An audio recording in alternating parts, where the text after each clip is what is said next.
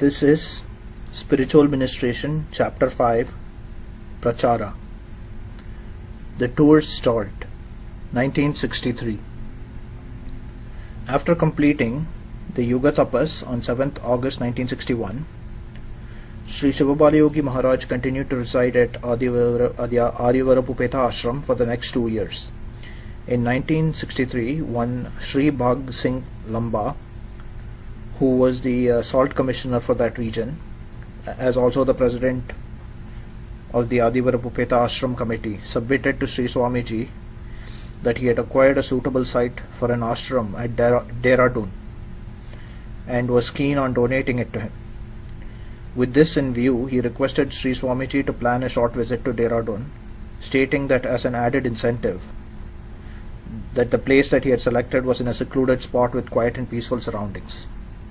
Sri Swamiji tentatively agreed to the request, but as he had promised Tapasviji Maharaj that he would visit his various ashrams when he completed his tapas, Sri Swamiji decided to go to these ashrams first.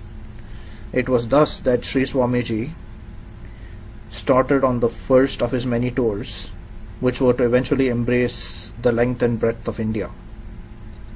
The first tour started on 21st March 1963. Sri Swamiji went first to Kakinada, where he stayed for 4 days in Sri Tapasviji Maharaj's ashram. From there he proceeded to Madras, halting en route at a number of places. At Madras, Sri Swamiji stayed at the Padmanabha temple at Adayar and gave public darshan for 3 days. From Madras, Sri Swamiji proceeded to Sri Tapasviji Maharaj's ashram located in the Nandi Hills. After staying for approximately 19 days at this ashram, Sri Swamiji came to Dodaballapura, where he opened a small branch ashram of the Sri Shivabalayogi Maharaj Trust. He stayed at this ashram for 45 days. During this period, a large number of visitors came from Bangalore for the darshan of Sri Swamiji. Among these visitors was one Sri Kaseti Srinivasalu, proprietor of the Sita Lakshmi Hall, who made repeated requests to Sri Swamiji to come to Bangalore and open an ashram there. Sri Swamiji agreed to this request, and so Sri K. Srinivasalu donated an acre of land for the proposed ashram on the Bannerghatta road and had an ashram building constructed on this land. This ashram was opened by Sri Swamiji on 7th August 1963. After opening the Bangalore ashram, Sri Swamiji decided to stay on for a few days. The fame of Sri Swamiji spread rapidly in Bangalore, both by word of mouth and through the local press, and people began coming to the new ashram in large numbers. This soon attracted the notice and envy of some of the older ashrams in and around the city of Bangalore, particularly for the reason that their own adherents started flocking to the new ashram at Bannerghatta Road, as a result of which attendance at these ashrams dropped down sharply. In order to counter this trend, they at first tried to spread slanderous lies about Sri Swamiji and about the activities of his ashram, but this only served to further advertise Swami's ashram. Many who had not heard earlier about Sri Swamiji learned about him from the propaganda being done against him, and so, merely impelled by curiosity, they went to see the new Swami. They were so impressed by what they saw that they eventually stayed on and to become devotees. Dismayed by the fact that their hostile propaganda was only serving to enhance the popularity of Sri Swamiji, the more unscrupulous among the Mathadipatis, the heads of Mats, stooped to hiring gundas or ruffians to intimidate the devotees going to Sri Swamiji's ashram and to disturb and break up the kirtan parties there. This plan also did not work, because devotees, particularly those under the influence of Baba during kirtan, belabored these gundas and drove them away from the ashram. When all their nefarious designs were thus frustrated, these Mathadipatis, in desperation, hired a band of notorious gundas to beat up the inmates of the ashram, including Sri Swamiji himself. As Sri Swamiji remained immersed in samadhi most of the time, he was usually unaware and indifferent to what went on around him. Because of this, Sri Swamiji was not yet in the know of the various attempts made so far to intimidate the residents of the ashram, as also the devotees who came there for darshan. However, when matters started taking an ugly turn, some of the devotees who had accompanied Sri Swamiji from Adivarapupeta had no alternative but to apprise him of what was happening. As we have seen from his very childhood, Sri Swamiji had always rebelled against injustice and could never be cowed by threats. Therefore, when he came to learn about the hostile activities of the Mathadipatis, which were totally uncalled for, the same childhood qualities apparently reasserted themselves. Under Sri Swamiji's directions, steps were first taken to effectively thwart the nefarious designs and activities of these misguided heads of mutts, who were attempting to malign and throw out Sri Swamiji from the Bangalore ashram. Thereafter, more as an act of defiance against the intimidatory tactics of these people than for any other reason, Sri Swamiji decided to extend his stay at Bangalore indefinitely. It was thus that circumstances contrived to make the Bangalore ashram the chief center and base of Sri Swamiji's future activities. The second tour, 1965. When Sri Swamiji started for his tour on 21st March 1963, the plan originally had been to go to Dehradun after visiting Sri Tapaswiji Maharaj's ashrams. But this tour had to be prematurely terminated at Bangalore for the reasons mentioned above. Sri Swamiji continued to reside at Bangalore for the next 1.5 years. Eventually, in 1965, Sri Swamiji went to Adivarapupeta for the Shivaratri celebrations, and from there left for Dehradun. Travelling via Vijayawada, Bombay and Delhi, Sri Swamiji reached Dehradun in May 1965. Here he was put up at the garden cottage of Sri B.S. Lamba, located in Mokampur, on the Dehradun to Haridwar road.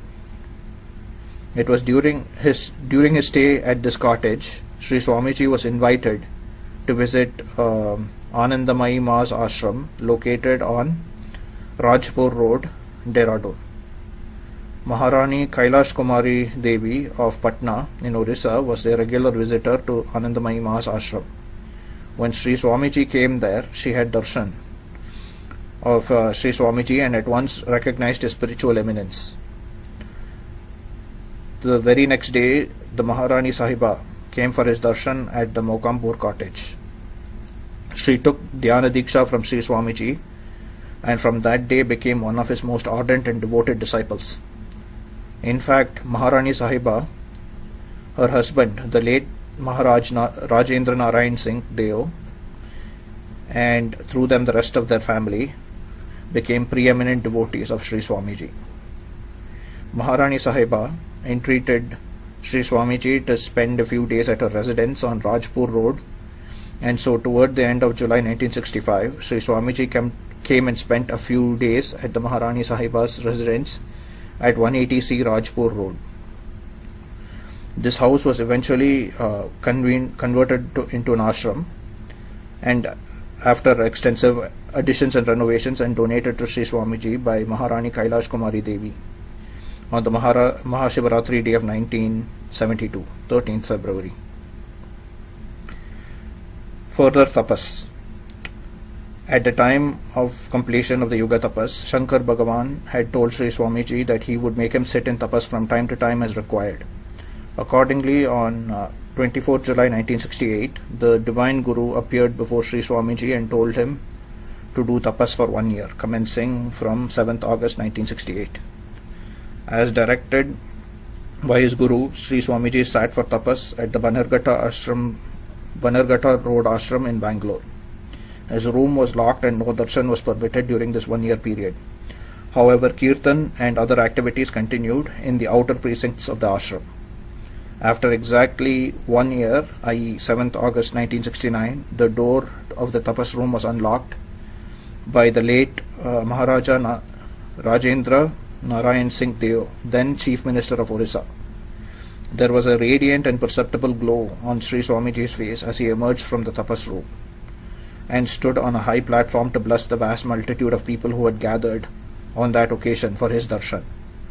That apart, Sri Swamiji undertook a 40-day tapas, each during the Indo-Pak War of 1965 and the Indo-Pak War of 1971.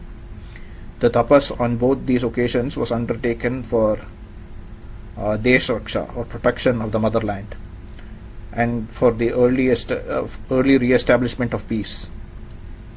The victories won by India on both these wars and the early termination of the conflict on both these occasions testify to the efficacy of the blessings bestowed by Sri Swamiji through his tapas. Mother Parvatamma. The unswerving and devoted service rendered by Mother Parvatamma during the 12 long and difficult years of Sri Swamiji's tapas have already been recounted.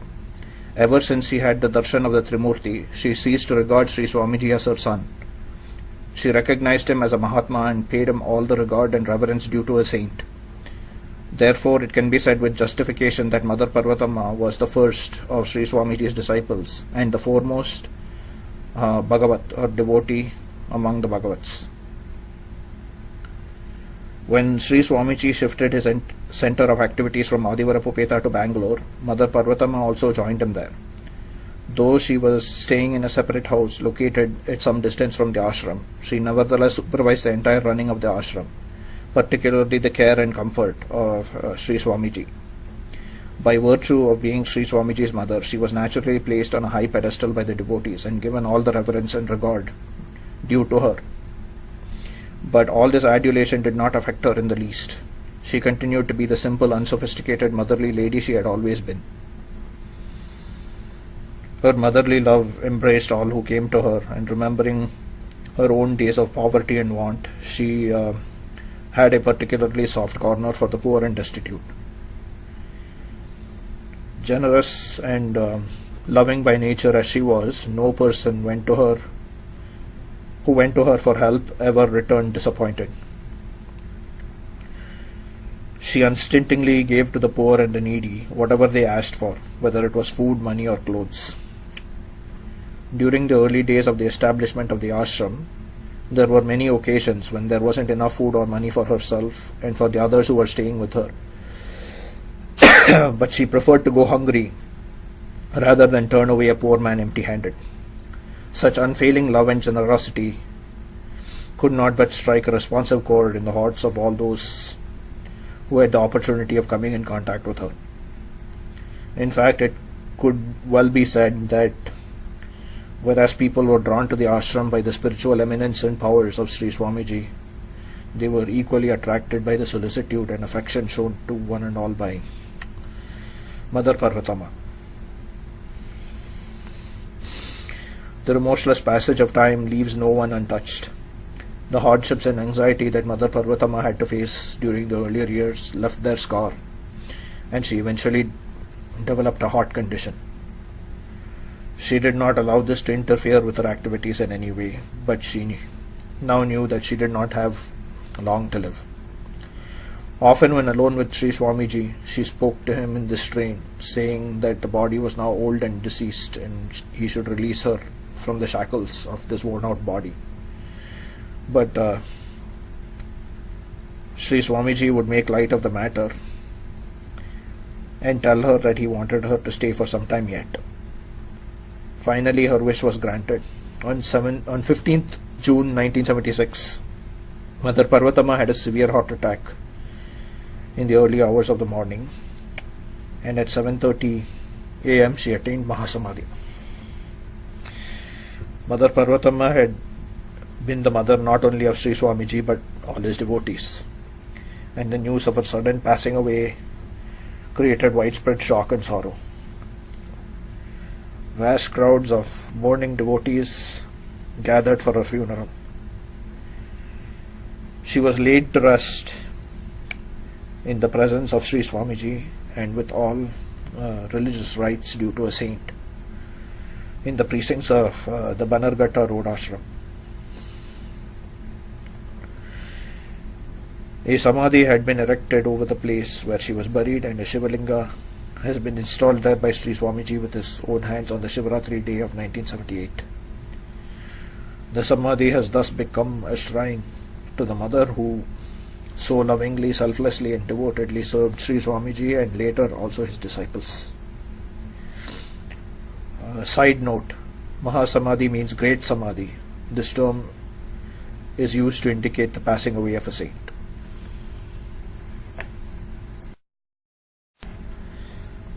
Spiritual Ministration, Chapter 7, Mission and Upadesha. Part 1. Side note, the term Upadesha means spiritual guidance or spiritual instructions given by a guru. Continuing on. Sri Swamiji's mission. When Sri Swamiji completed the full 12 years of his Yuga Tapas and Shiva and Parvati came to give him darshan and to bestow on him their blessings. On that occasion, Shankara Bhagavan outlined to Sri Swamiji the mission for which he had been sent to this world. All this has been recounted in some detail in Chapter 4. From then on, Sri Swamiji has been devoting his time and energies to faithfully carrying out the directions of his Divine Guru. In order to fulfill the mission given to him by Shankara Bhagavan, Sri Swamiji ministers to the spiritual and material needs of the people in the following 4 principal ways. A. Darshan. B. Giving consecrated vibhuti for curing of mental and physical ailments and the amelioration of mental worries. C. Kirtan and Bhava Samadhi. And D. Dhyana Diksha. Darshan. At his ashram in Bangalore or wherever he is camping during his many tours in India and abroad, Sri Swamiji gives darshan at fixed timings every day, usually in the evenings. If there is adequate seating available for all the people, then those who have come for darshan are permitted to sit in his presence. If, as is the usual case, the crowds are large and seating space is limited, the people are asked to file past the place where he is seated for darshan. Though Sri Swamiji appears on these occasions to be seated quietly, apparently absorbed in himself, he is keenly observant of all that is going on around him. Each and every individual who comes for darshan receives his grace and blessing, albeit silently. And whether the person concerned realizes it or not at that time, the silent benediction that he receives during darshan sets in motion a subtle and intangible force which exercises a profound influence on the mind of the devotee, and this, in time to come, brings about a total change in his mental outlook.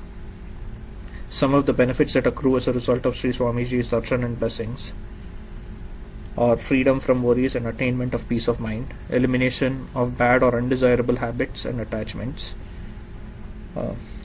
attainment of mental poise, development of bhakti, and a yearning for following the spiritual path. Though it is hard to believe that mere darshan can achieve all of this, there are hundreds who are willing to testify to the efficacy of Sri Swamiji's darshan and the far-reaching benefits that his blessings have conferred on him and their families. In this context, it would be pertinent to quote Sri Ramana Maharishi's words on this subject. What do you think of a man who listens to a sermon for an hour and goes away without having been impressed by it so as to change his way of life? Compare him with another who sits in a holy presence and goes away after some time with his outlook on life totally changed. Which is better, to preach loudly without effect or to sit silently sending out inner spiritual force?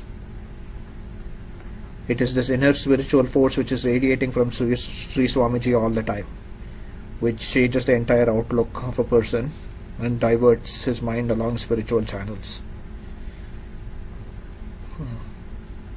It is also a fact that those who have once had Sri Swamiji's darshan are so charmed by his divine personality that they come again and again to repeat the experience and to savor the peace of his presence. Dispensing consecrated vibhuti. Worldly life is full of misery, and a large majority of those who come to Sri Swamiji's darshan have some tale of woe or suffering to relate, and they all come with the hope of Sri Swamiji with the hope that Sri Swamiji, by his blessings, will ameliorate their suffering. In this they are not disappointed. Sri Swamiji listens patiently to each individual's complaint or petition. He then instructs an attendant to give the person some vibhuti or holy ash, which has been blessed earlier by Sri Swamiji, along with the directions on how that vibhuti is to be used. In the treatment of physical or mental ailments, the use of the vibhuti in accordance with the directions given by Sri Swamiji has effected miraculous cures, and thousands of people have been benefited by this. There are also innumerable cases on record where patients who had not responded earlier to normal treatment and whose disease has been pronounced incurable by medical practitioners have been fully restored to health by the use of the vibhuti given by Sri Swamiji. As the Sri Shivabalayogi Maharaj Trust proposes to bring out a separate book containing the recorded experiences of the devotees in this regard, no specific cases are being cited as examples. Such instances, in any case, are too numerous to be included in a single chapter. Apart from physical and mental ailments, devotees approach Sri Swamiji with all manner of personal problems and seek his advice and blessings. Sri Swamiji rarely, if ever, advises such a person to follow a particular course or not follow a particular course. He tells the individual to make up his own mind as to the course he wishes to follow, and then blesses him by giving him sacred vibhuti, which, if used as directed, will help him overcome his problems. Kirtan and Bhava Samadhi. Wherever Sri Swamiji gives darshan, Kirtan is also held. Because of the powerful spiritual vibrations emanating from Sri Swamiji, a large number of people participating in the Kirtan go into Bhava Samadhi. This happens even when Sri Swamiji is not present at a particular place. As this is a unique feature of Sri Swamiji's spiritual ministration, it merits more detailed explanation, and hence it is being dealt with separately in a subsequent chapter. Dhyana. Sri Swamiji's primary mission is to set people on the path of Dhyana Yoga. The other three aspects of his mission, mentioned above, can in fact be considered preliminary steps meant to prepare people for following the path of Dhyana by purifying their minds and by relieving them of their ailments and mental worries. It is a measure of the earnestness with which Sri Swamiji pursues this mission that he has to date, as of May 1977, initiated 2 million people into Dhyana Yoga in India and abroad. As this is the principal aspect of his spiritual ministration, a separate chapter has been devoted to Sri Swamiji's teachings on the technique and practice of Dhyana. Spiritual ministration, some unique features.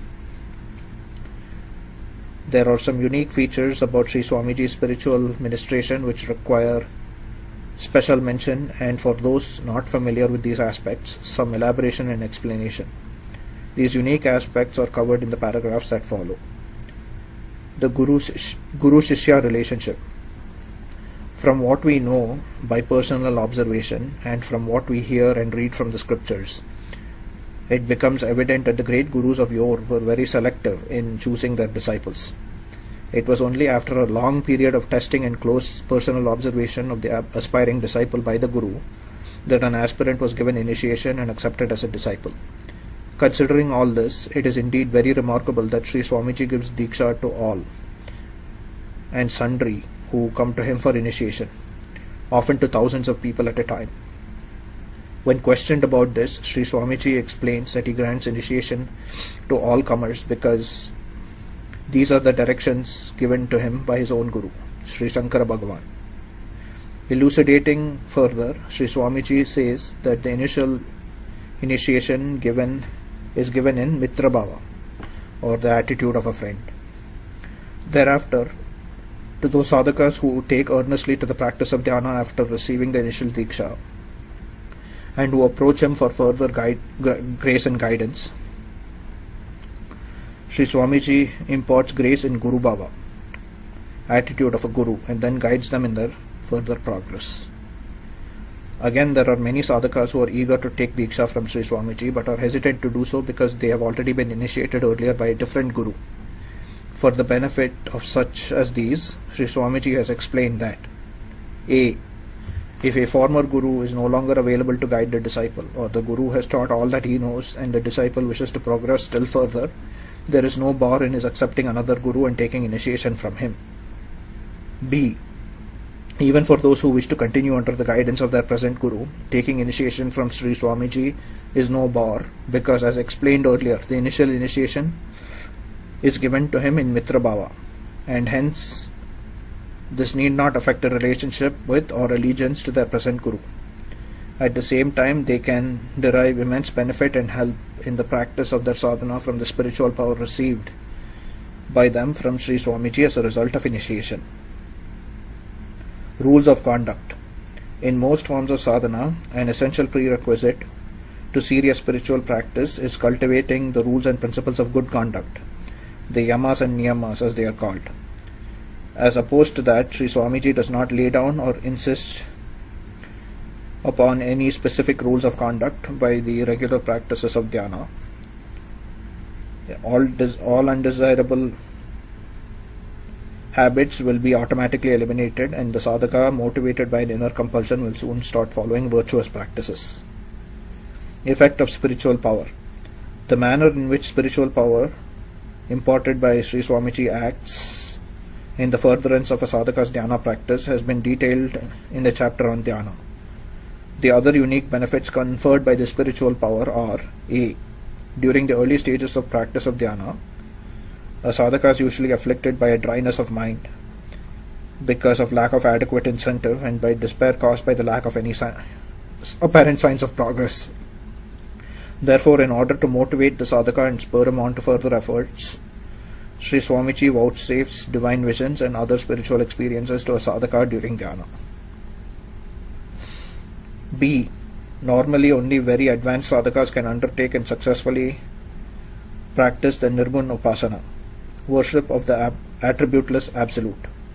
Others can only hope to scale these heights by gradual and suitably staged spiritual practices, which in turn are dictated by the spiritual maturity of their minds at the commencement of the practice. However, by the grace of Sri Swamiji manifesting through the spiritual power imparted by him, a sadhaka following Dhyana Yoga taught by Sri Swamiji is directly able to undertake the Nirgun Upasana without having to go through any of the preliminary disciplines. Bhava Leela.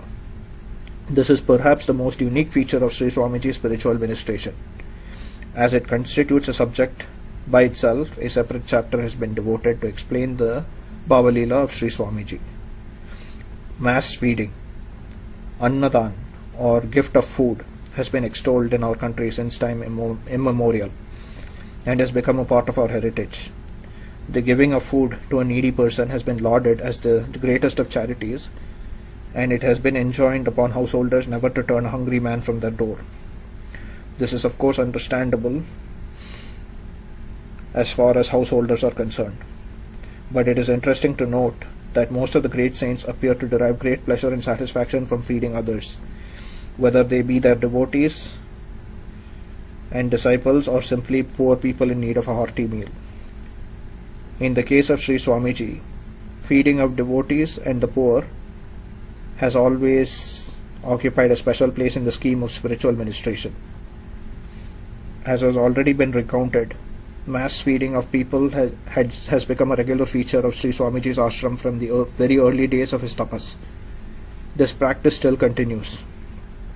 Every year on Sri Swamiji's birthday, 24th January, on the Mahashivaratri day and on the anniversary of the commencement of Tapas, 7th August, devotees and the poor are fed in their thousands at all ashrams run by Sri Shivabalayogi Maharaj Trust. No one who comes to the ashram on those days is allowed to leave without partaking of the prasad or consecrated food. That apart, wherever Sri Swamiji goes, he takes great pleasure in feeding the devotees. Explaining this particular fondness, of his, Sri Swamiji, says that on account of prolonged tapas, intense internal heat is generated in a yogi's body. By feeding people, this heat is neutralized to some considerable extent, as a result of which the yogi experiences great peace and satisfaction. It would appear from this statement that just as the fire of hunger in an individual is appeased by his taking food, the consuming fire of tapas in a yogi is appeased by the food offering consumed by him through the innumerable mouths of his devotees and the poor, for the yogi looks upon all creation as only a manifestation of his own Atma or self.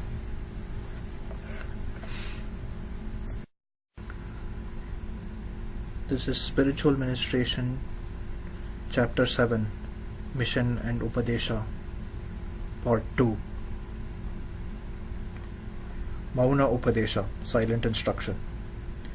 A large majority of those who visit sadhus go there not only for their darshan, but also to gain enlightenment by listening to their pravachan, spiritual talks or lectures.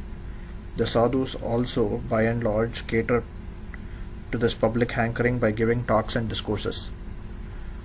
Therefore, devotees who come for Sri Swamiji's darshan and who are not yet familiar with his methods are somewhat nonplussed to find that Sri Swamiji gives no spiritual discourses. People are allowed to have his darshan and may thereafter participate in the kirtan, devotional singing, if they so feel like it. Those who are further interested and seek spiritual guidance are instructed to come at the time of the regular dhyana classes and to take initiation into dhyana. However, there are no lectures or discourses. This is often a source of disappointment to those who have come with the hope of being treated to a religious discourse, and the less discerning among them at times complain that Sri Swamiji only sits silently and gives no instructions.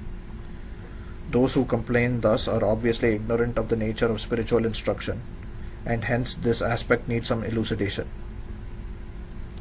According to our scriptures, mauna or silence is considered to be the best and most potent form of upadesha, instruction.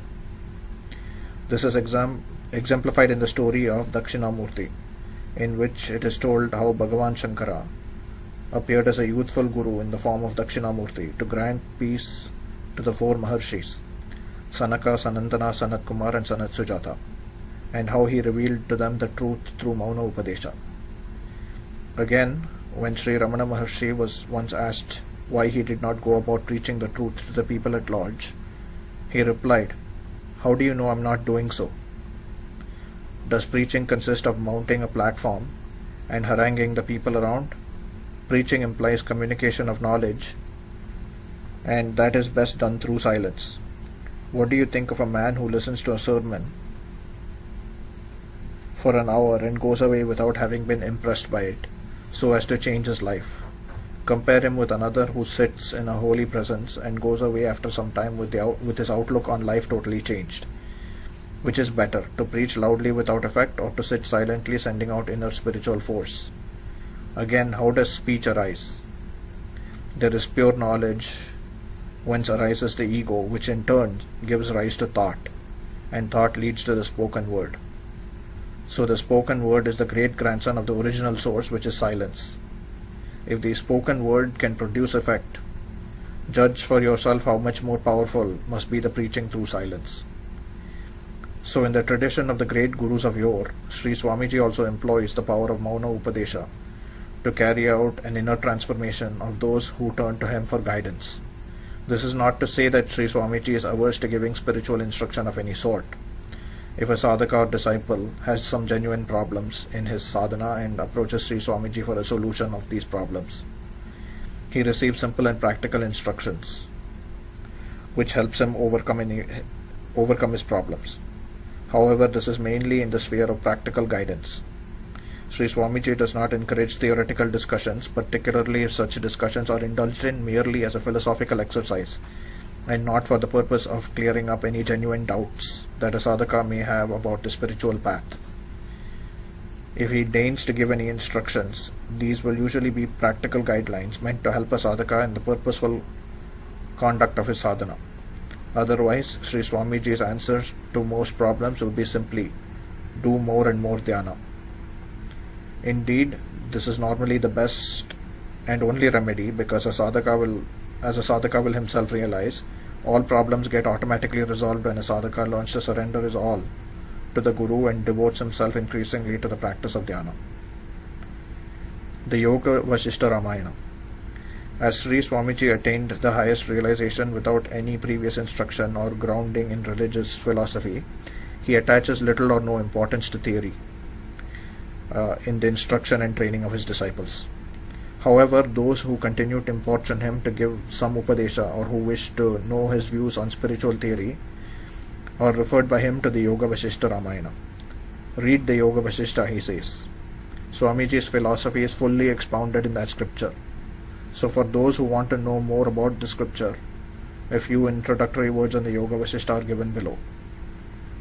Sri Rama, after obtaining permission from his father King Dasharath, proceeded on a long pilgrimage, during which he visited all the holy pilgrimage centers of India, as also the ashrams of the great rishis of his time. Returning from this pilgrimage, Sri Ram was seized by an overwhelming spirit of vairagya, renunciation or detachment from mundane affairs. King Dasharatha was sorely troubled to see Sri Ram in this condition, and so he requested the Kul Guru, or family Guru of the Raghus, Vasishta, to give suitable instruction to Rama. The Upadesha, or instruction given by sage Vasishta on the occasion to Sri Rama over a period of several days, has been enshrined in the Yoga Vasishta Ramayana. It is to this day considered the finest exposition of Advaita Vedanta in the whole vast history of Indian religious literature. The abstruse truths of the Advaita philosophy have been explained at length and in great detail with the help of a wealth of stories and anecdotes. An uncommon feature of the Yoga Vasishta Ramayana is that when giving his Upadesha, Vasishta Mahamuni was in communion with the Infinite, and hence all his utterances have to this day the power of a mantra, and can infuse enlightenment in a sadhaka of matured mind who reads and listens to this dialogue. In fact, towards the closing stages, the sage tells Sri Rama in a state of rapture that it was not Vasishta who was speaking to him, but it was the Atma of Sri Ram which was instructing him through the sage. The Yoga Vasishta is divided into 6 prakaranas, or sections. A brief survey of these prakaranas is given in the succeeding paragraphs. Vairagya Prakarana, a section on renunciation. This section opens with a description of the mental state of Sri Rama on his return from his pilgrimage. Sri Rama is summoned by Dasharatha in the presence of the sages Vasishta and Vishwamitra. When Sri Rama arrives, sage Vasishta asks him to explain the reasons for his melancholy state of mind and his indifference toward all worldly affairs. On being thus asked, Sri Rama lays bare the thoughts and reflections that have been troubling his mind and which have given him no peace. In fact, his words and attitude of mind reveal the awakening of a burning vairagya, dispassion. However, Sri Rama has serious doubts about the soundness of the conclusions he has reached. He therefore solicits his Guru to instruct him and thereby dispel the gloom of his heart. As Vasishta Mahamuni begins his Upadesha, all the legendary Siddhas and Maharishis descend to Dasharath's court to listen to this heavenly dialogue. Mumukshu Prakarana, section of the Mumukshu. A Mumukshu is an aspirant who longs for liberation. This section deals with the preparatory disciplines that a sadhaka must undertake, and the moral and mental qualities he must cultivate in order to qualify for the spiritual path. According to the Yoga Vasishta, Shanti, quiescence and peace of mind, Santosh, contentment, Satsanga, association with the realized sages, and Vichara, or inquiry into the nature of Atma, are the 4 sentinels who guard the gates to moksha, or liberation. The attitude that one is hampered by destiny in not being able to follow the spiritual path is severely condemned, and the sadhaka is urged to rely upon purushkara, or personal exertion, for progress in the spiritual path. The sadhaka should not shun action, but should learn to be indifferent to the fruits of action. He should not be affected by the pleasures or the pains which are an inevitable accompaniment of action.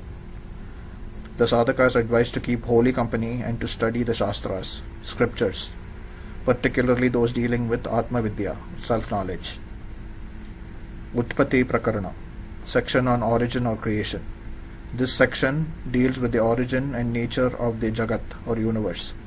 According to the Yoga Vasishta, this universe with its multitudinous objects, its concepts of time and space, and its varied laws is only a creation of one's own mind.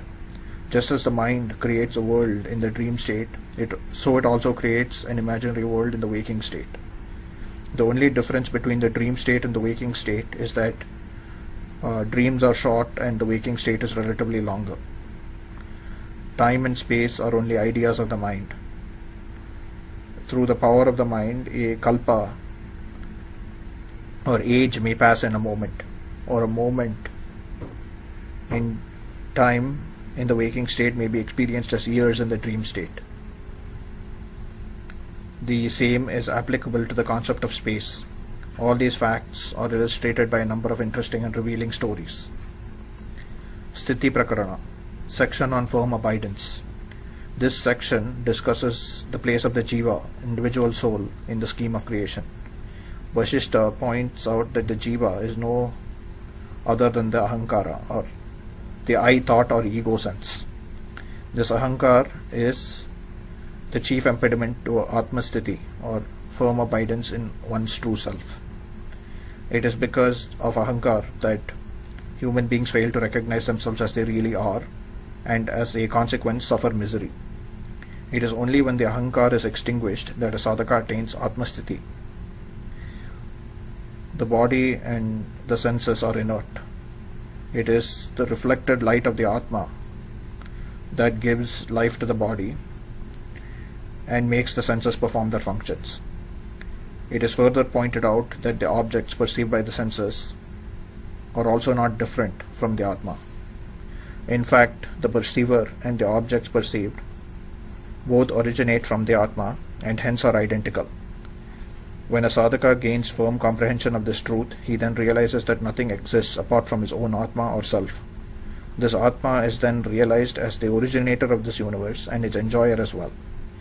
When this knowledge becomes firm, the sadhaka is freed from the duality of happiness and sorrow.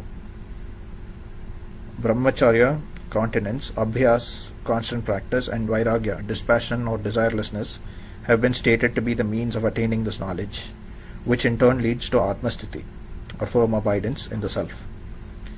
Upashanti Prakarana, section on attainment of quiescence. The Sthiti Prakarana sets out the goal. The Upashanti Prakarana gives the instructions on the ways and means of attaining that goal.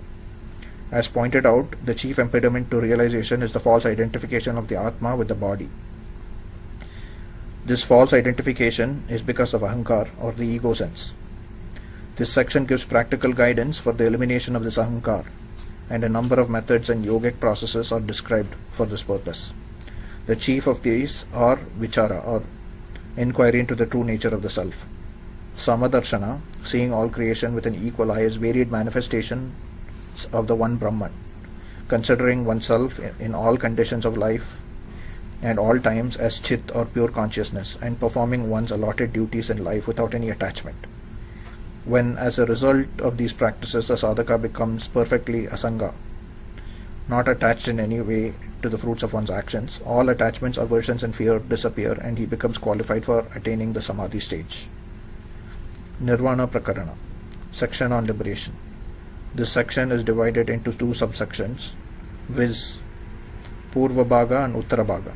The Purva Bhaga explains that the Atma is the true Swarup of the Jiva. The sadhaka is instructed to give up all ideas of diversity and to still the movement of the mind. Having thus rendered the mind quiescent, he should persist in remaining absorbed in the Atman in the form of chit, or pure consciousness. As a result of this practice, a stage comes when the sadhaka perceives the identity of his own Atma with Brahman. He sees the manifest universe as non-different from Brahman and perceives that, like the subtle tree that arises from the embedded, that lies embedded in the seed, the whole universe in the form of created and uncreated beings lies in subtle seed form in his own heart. The subsection also incorporates the highly instructive teachings that Maheshwara imparted to sage Vasishtha. At this stage of the discourse, Sri Rama becomes absorbed in deep dhyan. In the Uttara Bhaga, sage Vasishtha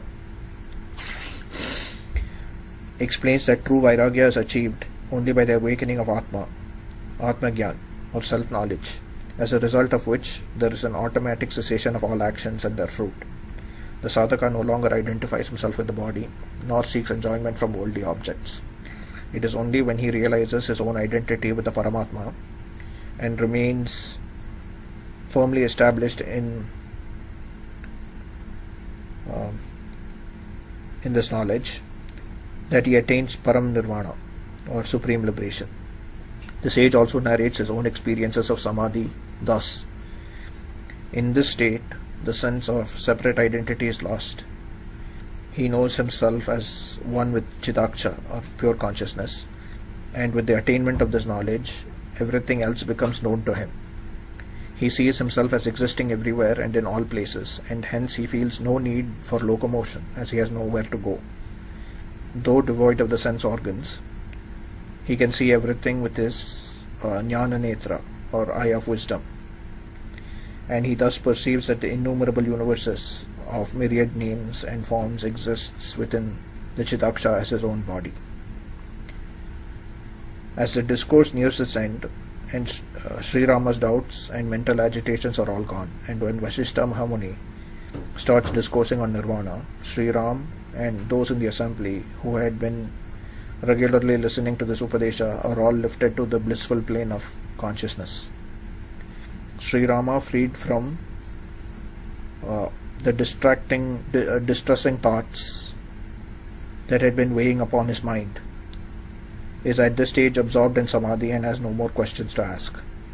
And as the great sage concludes his discourse, Sri Rama exclaims in rapturous joy, "Ah, I have attained the most wonderful state of Nirvana, which is the end and the purpose of life.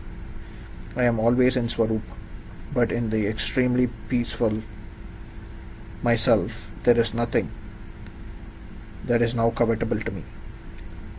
Vasishtha then goes on to explain that having attained the state of Nirvana, Rishis are endowed with Sahaj Samadhi, or natural state of Samadhi, which allows them to mix with people and to perform their allotted duties in life without in any way affecting their Samadhi state.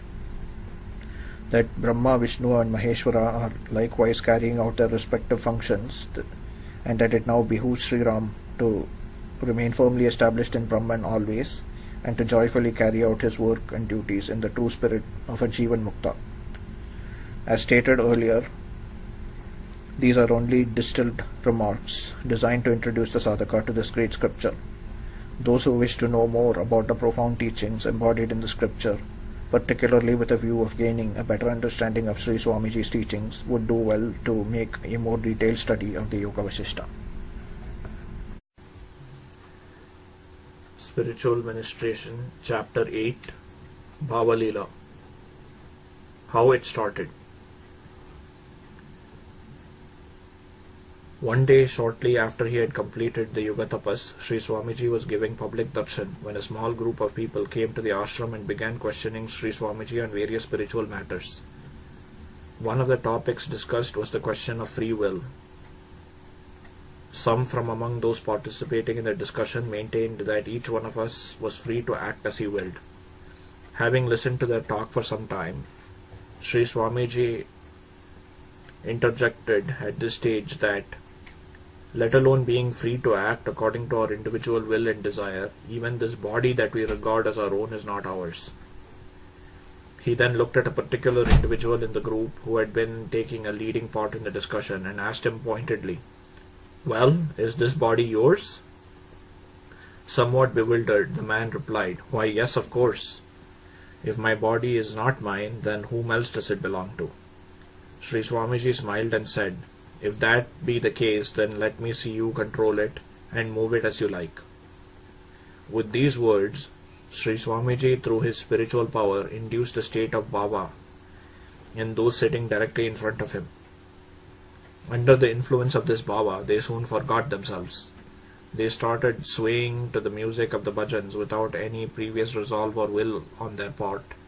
Their hands automatically started to adopt various mudras, poses of the hand. Sri Swamiji told them to control themselves and remain still, but in spite of themselves they could not, and they continued to act as though they were being controlled by some mysterious power from within. After this had gone on for some time, Vibhuti was applied to their foreheads between the eyebrows, and they immediately regained their normal state of consciousness. By this means, Sri Swamiji dramatically demonstrated to all those present that men were mere playthings in the hands of the divine, and therefore, foregoing egoity, we should surrender ourselves to the divine will in everything we do.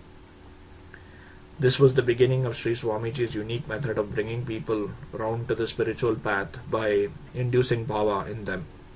Today this is no longer regarded as a strange phenomenon. In fact, it is one of the common features of congregational bhajans conducted by devotees of Sri Swamiji. Bhava and Bhava Samadhi. The term bhava implies a mood or an attitude of mind. When used in the context of spiritual practices, it connotes spiritual moods or attitudes as explained below. In one sense, the term bhava is used to denote the devotional attitude that a sadhaka adopts towards his ishta or chosen ideal of the Supreme Godhead. These devotional attitudes have been categorized into 5 different types, viz.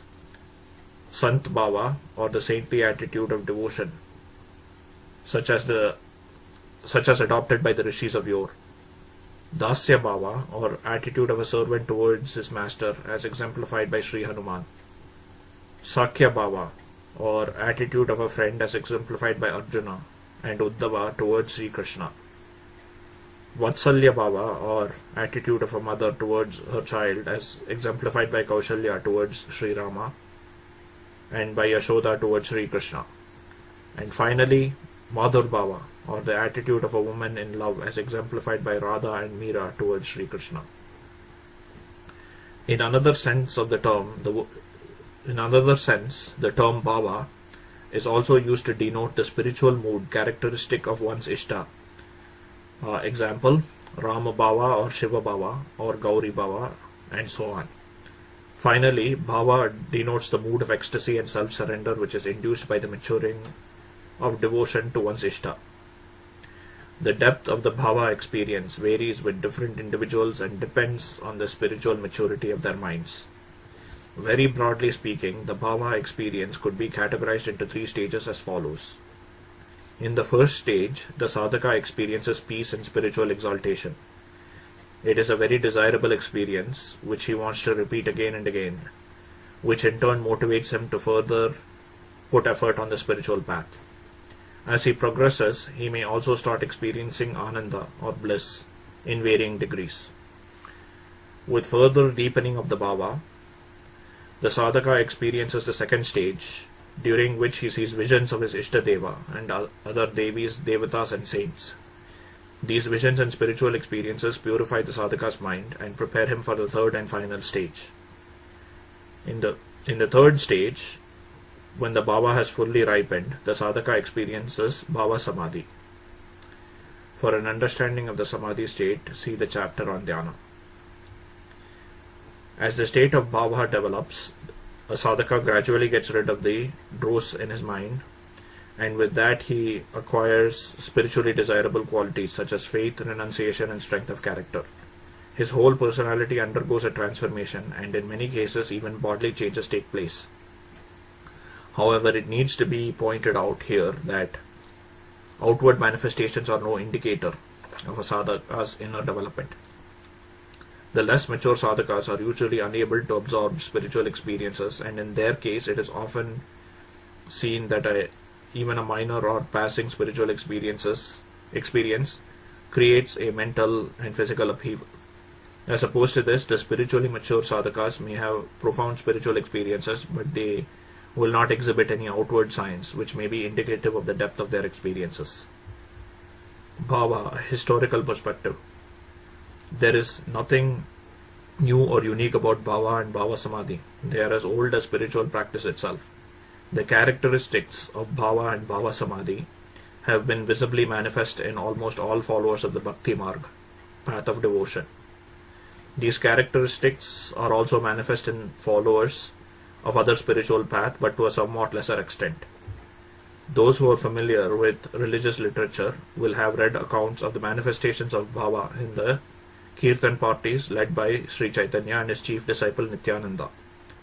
In more recent times, Sri Ramakrishna was a living embodiment of Bhava and all that it implies. His biographers have recorded that in accordance with the directions of the Divine Mother, he lived in Bhavamukha all his life, and this notwithstanding the fact that he had attained to the ultimate non-dual state through Nirvikalpa Samadhi. Uniqueness of Sri Swamiji's Bhava Leela. Seeing that Bhava has been a common feature of spiritual practice through the ages, what then is the uniqueness of Sri Swamiji's Bhava Leela? Simply stated, it is in the widespread and unstinted manner in which Sri Swamiji employs Bhava to bring people to the spiritual path. No doubt we read about Sri Chaitanya and Sri Ramakrishna inducing Bhava in others, often on a large scale. But this was usually restricted to their chosen disciples and followers. In the case of Sri Swamiji, Bhava spreads like an all-engulfing wave whenever Kirtan is held by his devotees, and almost all those present are affected by it to a greater or lesser extent. Thus is observed the extraordinary sight of men and women of all ages, and particularly children, lost to the outer world of ecstasy, dancing to the beat of their devotional music, and exhibiting in themselves the characteristics of the Puranic gods and goddesses, and the ancient saints and rishis. Another unique feature is that Sri Swamiji's physical presence is not at all necessary for the manifestation of this bhava. He will usually be sitting in the darshan hall, or even in his own room, whilst kirtan is going on in a separate room or in the courtyard of the ashram, and yet the manifestation of bhava will go on as if he was present. In fact, Swamiji may be miles away at a different place, and yet by his grace devotees will experience bhava whenever and wherever they may choose to conduct kirtan after invoking his blessings.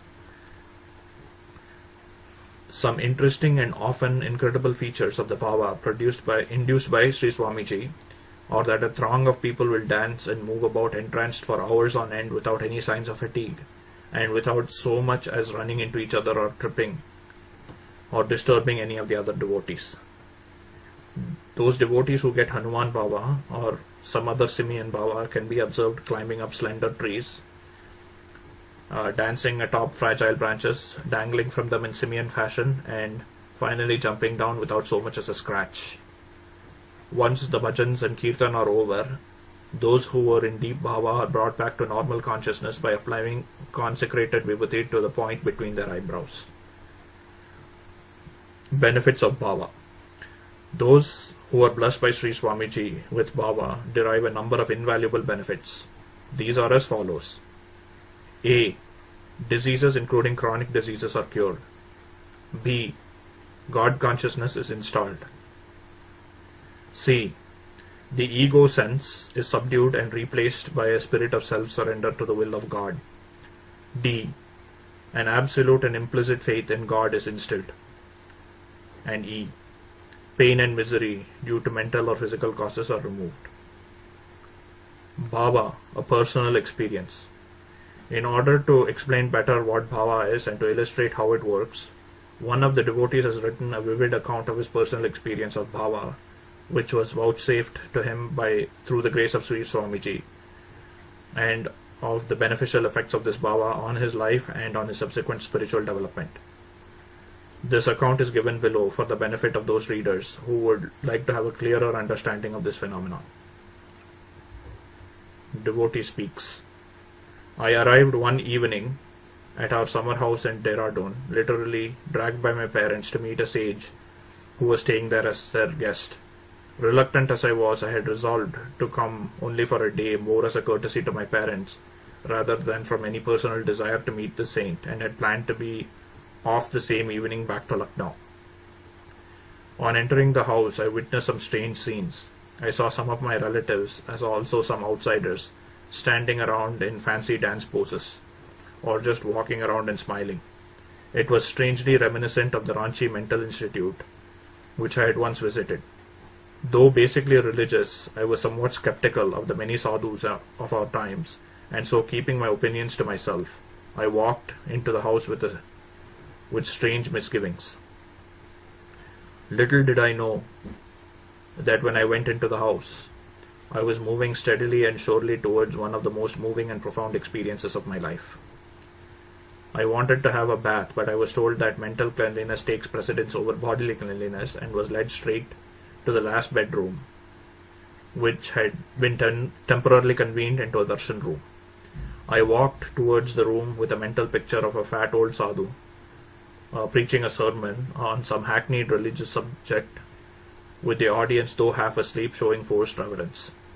I entered and was amazed to see a youthful figure sitting on a tiger skin, gaily laughing and joking with a lady in white who was vigorously pleading with the yogi on some matter.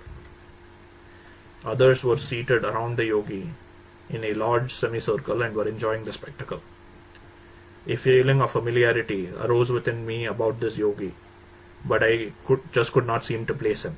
Suddenly he looked at me. His powerful eyes seemed to grip mine, and this feeling of familiarity that I had been experiencing took concrete shape in the thought. I know him. I have known him since always, since bygone ages. But this was a fleeting thought which flashed through my mind and was gone. The yogi was back to chatting with the lady in white, and I went back to my strange misgivings. Evening came. During the darshan, one of the yogi's devotees sang a few catchy bhajans and kirtans. I saw some of my relations and then some others whom I did not know sway to the rhythm of the music. Watching them, I felt rather dubious about the whole affair. Nevertheless, I was intrigued to see them dancing gracefully and vigorously in the confined space of the small room without bumping into each other or disturbing any of the others seated there.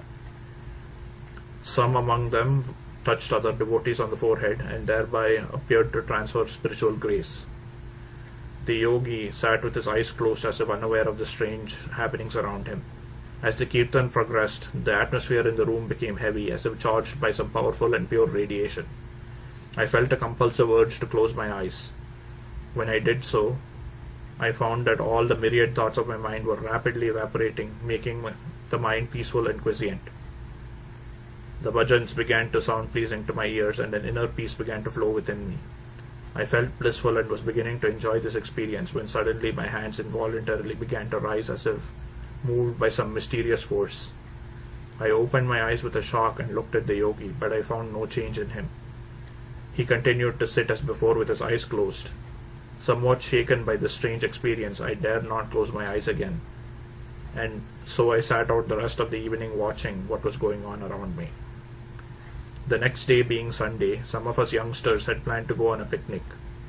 As a large number of people came for darshan on Sundays, we youngsters moved into an adjoining room from where the yogi was not visible. We enthusiastically planned our program and discussed where we should go to once the bhajans were over. I felt a trace of guilt that at such a holy hour we were engaged in talking about frivolous things. So I told the group to pretend to do dhyana for a few minutes, as otherwise my relatives would mind it. Thereupon we closed our eyes and began to do dhyana. After about 15 minutes had passed, all the others opened their eyes, but I was unable to do so. I could hear the others talking. They began to jeer at me and told me not to pretend anymore. Irked by what they were saying, I tried to open my eyes, but found that they remained forcibly closed. Soon a soothing feeling began to take hold of me, and I began to reel with the music without even the slightest effort on my part. I heard my friends laughing, but I was past caring. I made a final effort to control myself and to hold myself still. Just then, I got a big shock on my right toe as if it had been inserted into an electric plug. I recoiled, but found that a steady force was climbing up both my legs. I was unable to move. My body became rigid. The force came right up to my stomach, accumulated there, and began to rise higher. I began to black out. A suffocating feeling engulfed me. A tremendous force started shaking me from within. I rose, clutching my stomach. People around me were alarmed. They thought that I had gotten an attack of colic. My eyes were closed, and the force began to impel me forward. My limbs were no longer under my control. I believed I trampled over a few people as I moved forward under this involuntary forward propulsion until I was soon brought to a standstill. My eyes opened and I found myself standing near the yogi. I was shivering involuntarily. Once again his powerful eyes looked at me as if penetrating into my very being. He motioned me to sit down and gave me some consecrated vibhuti to drink mixed in water. Suddenly the force within me subsided and I began to sway with the music, enjoying the peaceful calm that once again enveloped me. In the mind's eye came vision of many gods and goddesses and of many ancient sages. This was my first experience of Bhava Samadhi. Later, I found that my personality had undergone a complete change. Gone was my desire for worldly things. Instead, I felt a strong urge to take up sannyas. It was as if my life had taken a complete about turn. This intense feeling of renunciation remained with me for over 6 months. During this time, I was constantly engaged in religious pursuits and barely ever stepped out of my house. Thereafter, this feeling gradually diminished, and I returned to a more worldly plane where I could attend to my mundane duties. My subsequent experience has shown that this Bhava Samadhi I was vouchsafed has helped me greatly in the practice of dhyana. It has also come to my aid in countless ways, pre-warning me of dangers, mentally preparing me for catastrophes, and giving me peace, calm and mental poise during times of distress and duress. That apart, while in Bhava Samadhi, I have often been used by Sri Swamiji as a medium to heal diseases and to transfer spiritual powers to others. I am ever grateful to Sri Shivabalayogi Maharaj for giving me this vivid experience, which has certainly proved to be a turning point in my life. The benefits of this Bhava Samadhi have been so many, and the experiences vouchsafed to me so spiritually elevating, that these can hardly be put down in words.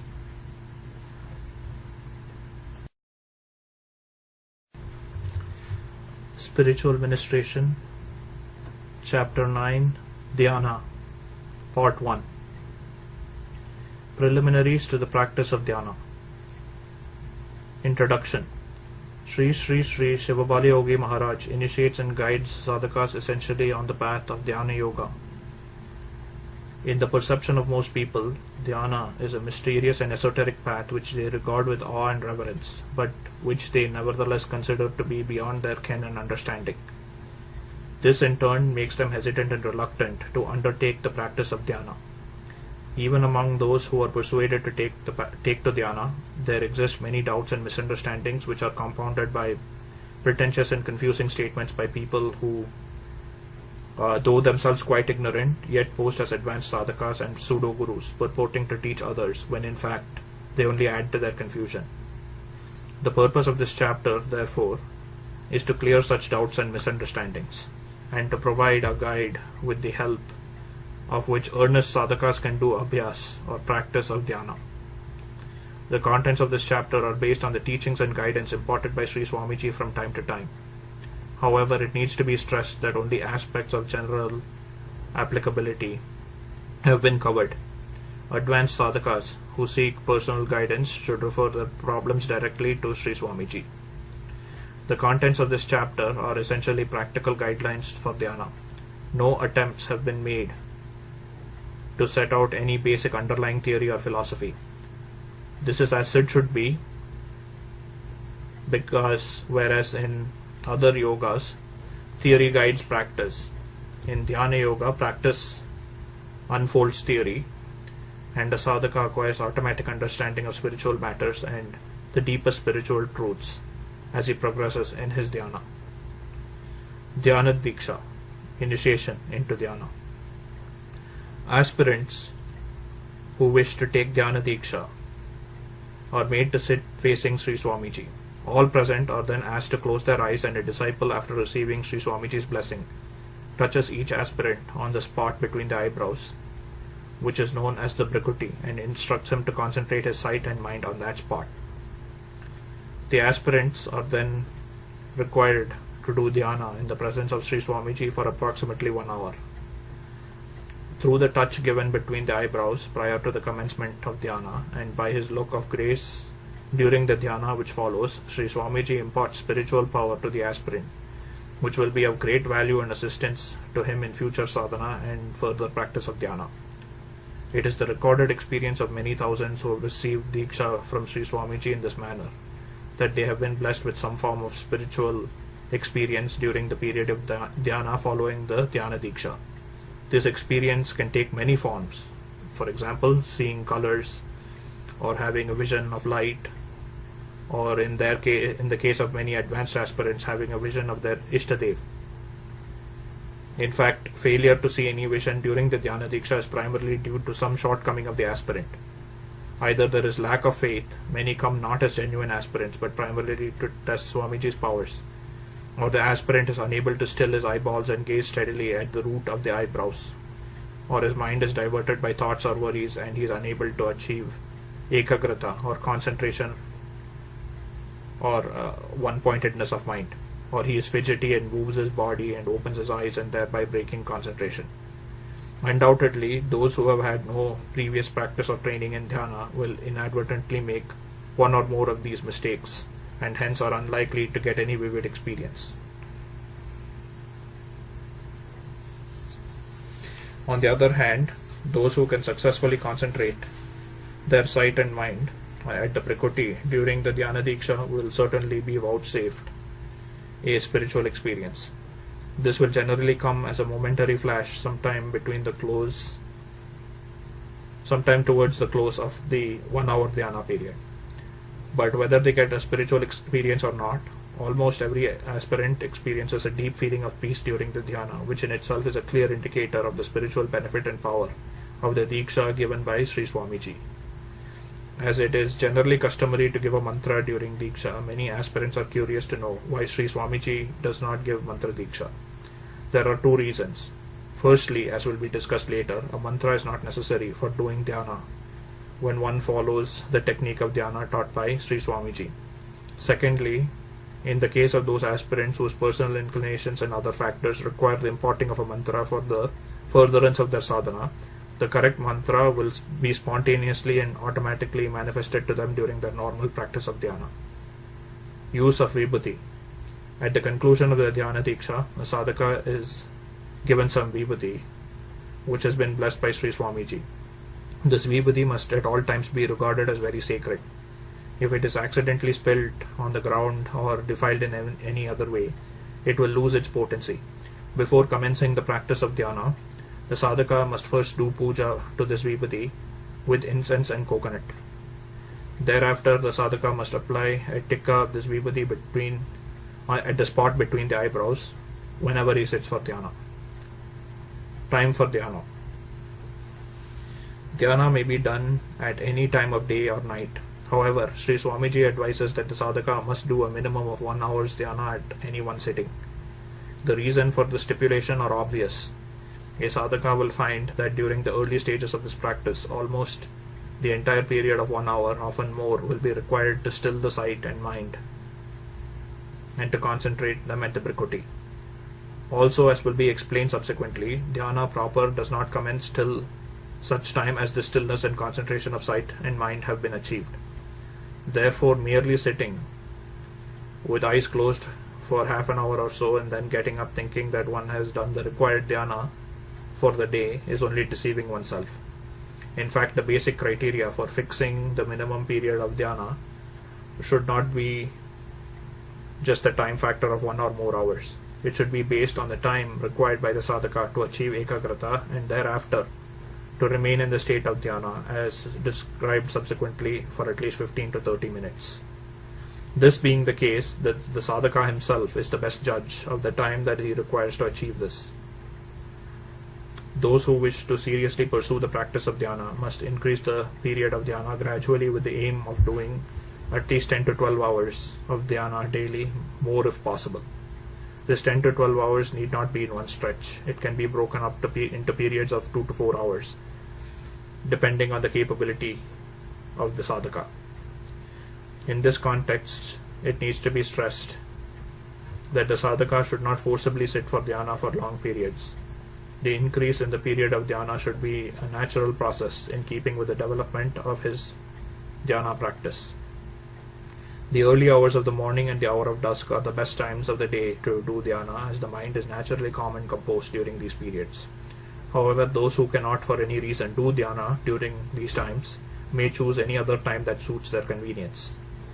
But whatever time they choose, it is very desirable that sadhakas do dhyana at a fixed time every day. The cultivation of such a habit will assist them in their dhyana, because just as one feels hungry at one's regular meal time, so also will one feel a natural urge or inclination to do dhyana at the habitual dhyana time.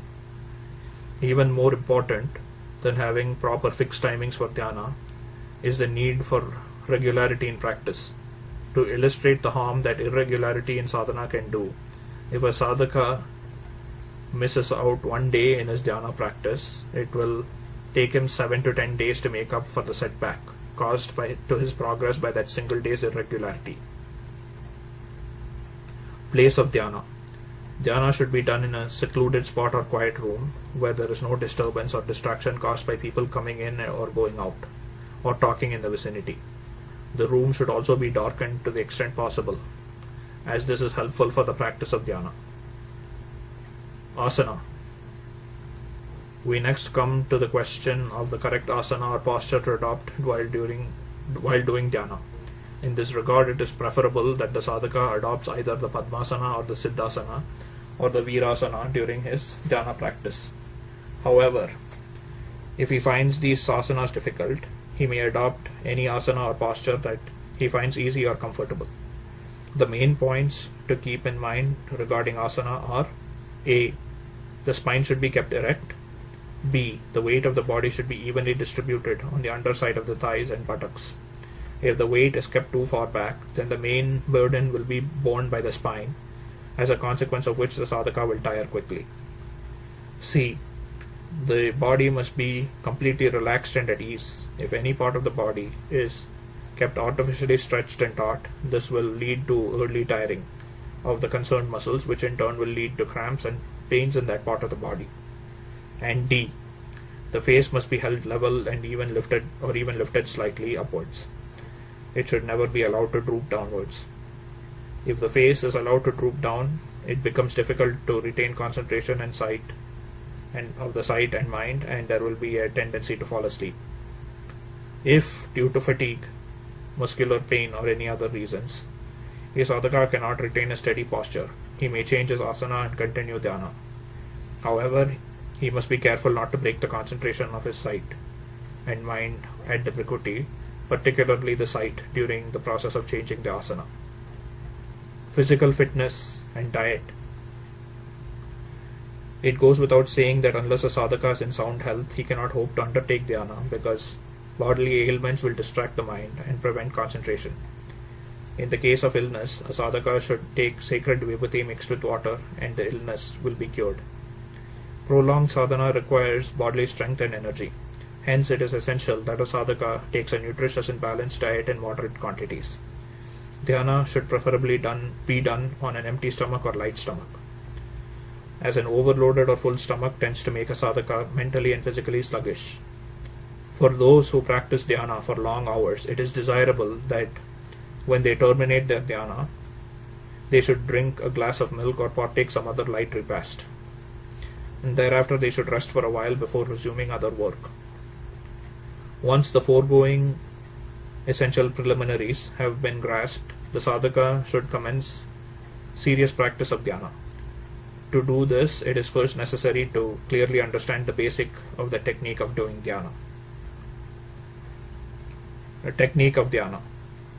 Lakshya, aim or purpose of dhyana. When a person embarks on any quest, he must from the start know what he is seeking, else he is likely to falter or go astray.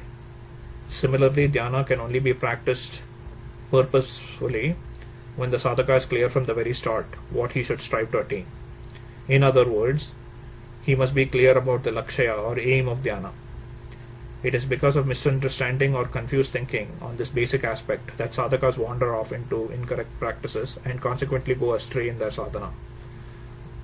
All of our scriptures declare that the mind is the cause of our bondage and that manonash or destruction of mind is mukti, release from bondage. If we try to analyze this mind, we find that the mind is nothing but a bundle of thoughts. If we can successfully eliminate the thought waves of the mind, then, like a lamp that is extinguished for want of oil, the mind as we know it will subside and die, and we will attain realization of the Atman, which is our real and eternal nature. The aim and purpose of dhyana, therefore, is to achieve the destruction of the mind by controlling the manovritis, i.e., the thought waves of the mind. In essence, what is implied is that the sadhaka during dhyana should aim at stilling the mind by eliminating all thoughts. When thought is thus eliminated, only chit or pure awareness remains. Once this state of pure awareness is attained, the sadhaka should strive to focus his entire mind on this residual awareness and keep it steadily poised in this state, unobstructed by even the faintest trace of thought. By continuously holding on to this state, the mind will die, and Atma Sakshatkara or self-realization will arise of its own accord. Technique of dhyana. Having clarified our mind on what we must strive to achieve, we must now concern ourselves with how this is to be achieved. In other words, we must now study the method of or technique of dhyana in order to facilitate a clearer understanding of the whole process of dhyana has been explained step by step in the paragraphs that follow.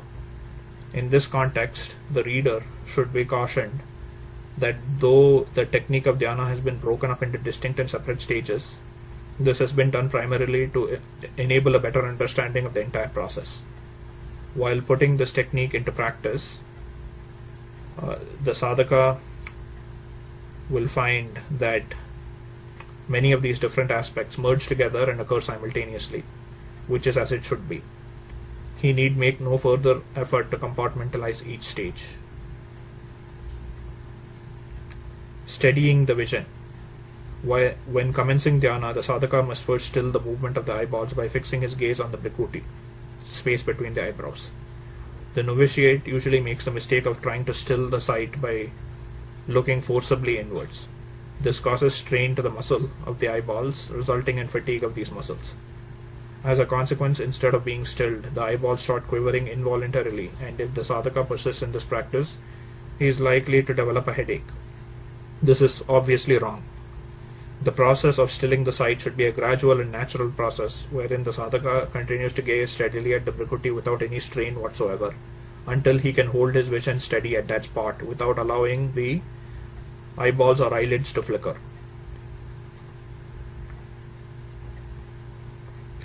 This is a very important preliminary, as unless the sadhaka has mastered this aspect, further progress in dhyana is not possible. Initially, the sadhaka may take 15 to 20 minutes to achieve the steadiness of vision. Later, if he continues practicing regularly, he will receive help in the stilling process by the development of the divine power given by Sri Swamiji during the initiation. Initially, the development and manifestation of this power will be felt as heaviness of the eyelids. Gradually, as this power develops and with practice, the sadhaka will find that as soon as he sits for dhyana, the power takes hold, and almost forcibly, as it were, the vision is concentrated at the brikuti and held steadily there. Stilling the mind. It is the nature of the mind to flow out through the brain and the sense organs, and thus becoming aware of the world of names and forms. As a first step, therefore, this outward flow of the mind in myriad thought forms is to be checked, and the mind made ekagrata, or one-pointed. This is done by concentrating the entire mind on the brikuti, and thereafter not allowing even a single thought to arise. Even the basic thought of I am doing dhyana must not be allowed to crop up. Concentration and chit. When the sight and the mind have been stilled and the pure state of ekagrata is achieved, all names, forms and thoughts will fade away and only chit or pure consciousness will remain. The chit has no concrete form that can be grasped by the mind. It is the gradual awareness of existence of aham or I am that remains when all thought forms have been eliminated. When the sadhaka achieves this state, it will be something like gazing into vacancy. Initially, this may appear like gazing at a blank wall of darkness. Thereafter, this darkness will give way to light and will appear like gazing into a lightened crystal or a blazing mass of light. Commencement of dhyana. It is only when the state of ekagrata or concentration on pure chit is achieved, by concentrating the sight and mind at the brikuti, that actual dhyana commences. All else that precedes the attainment of this state is only a prelude to dhyana. This preliminary process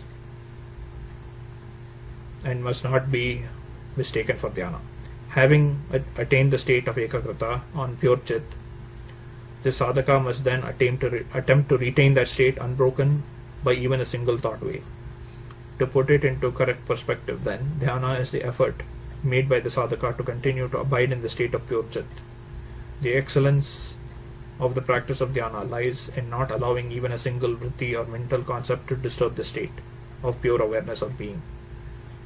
Even the idea that he is doing dhyana should not be present in the mind. When the sadhaka thus attempts to keep his mind steady and poised on pure chit, various thought waves impelled by purva samskar or inherent tendencies will try to rise and disturb the even flow of his mind. The sadhaka must remain vigilant and alert, and as soon as each thought crops up, it must be gently brushed aside and the calm flow of the mind retained. The mind during dhyana should remain still and unflickering like a lamp in a windless place, and the calm flow of the mind should remain unbroken like a continuous flow of oil.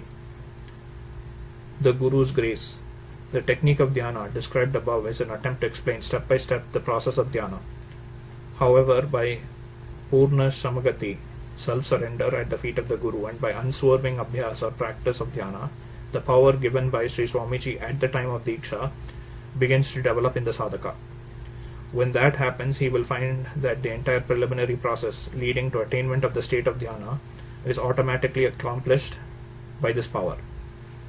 All that the sadhaka has to do then is to make the mind quiescent and to surrender to this power.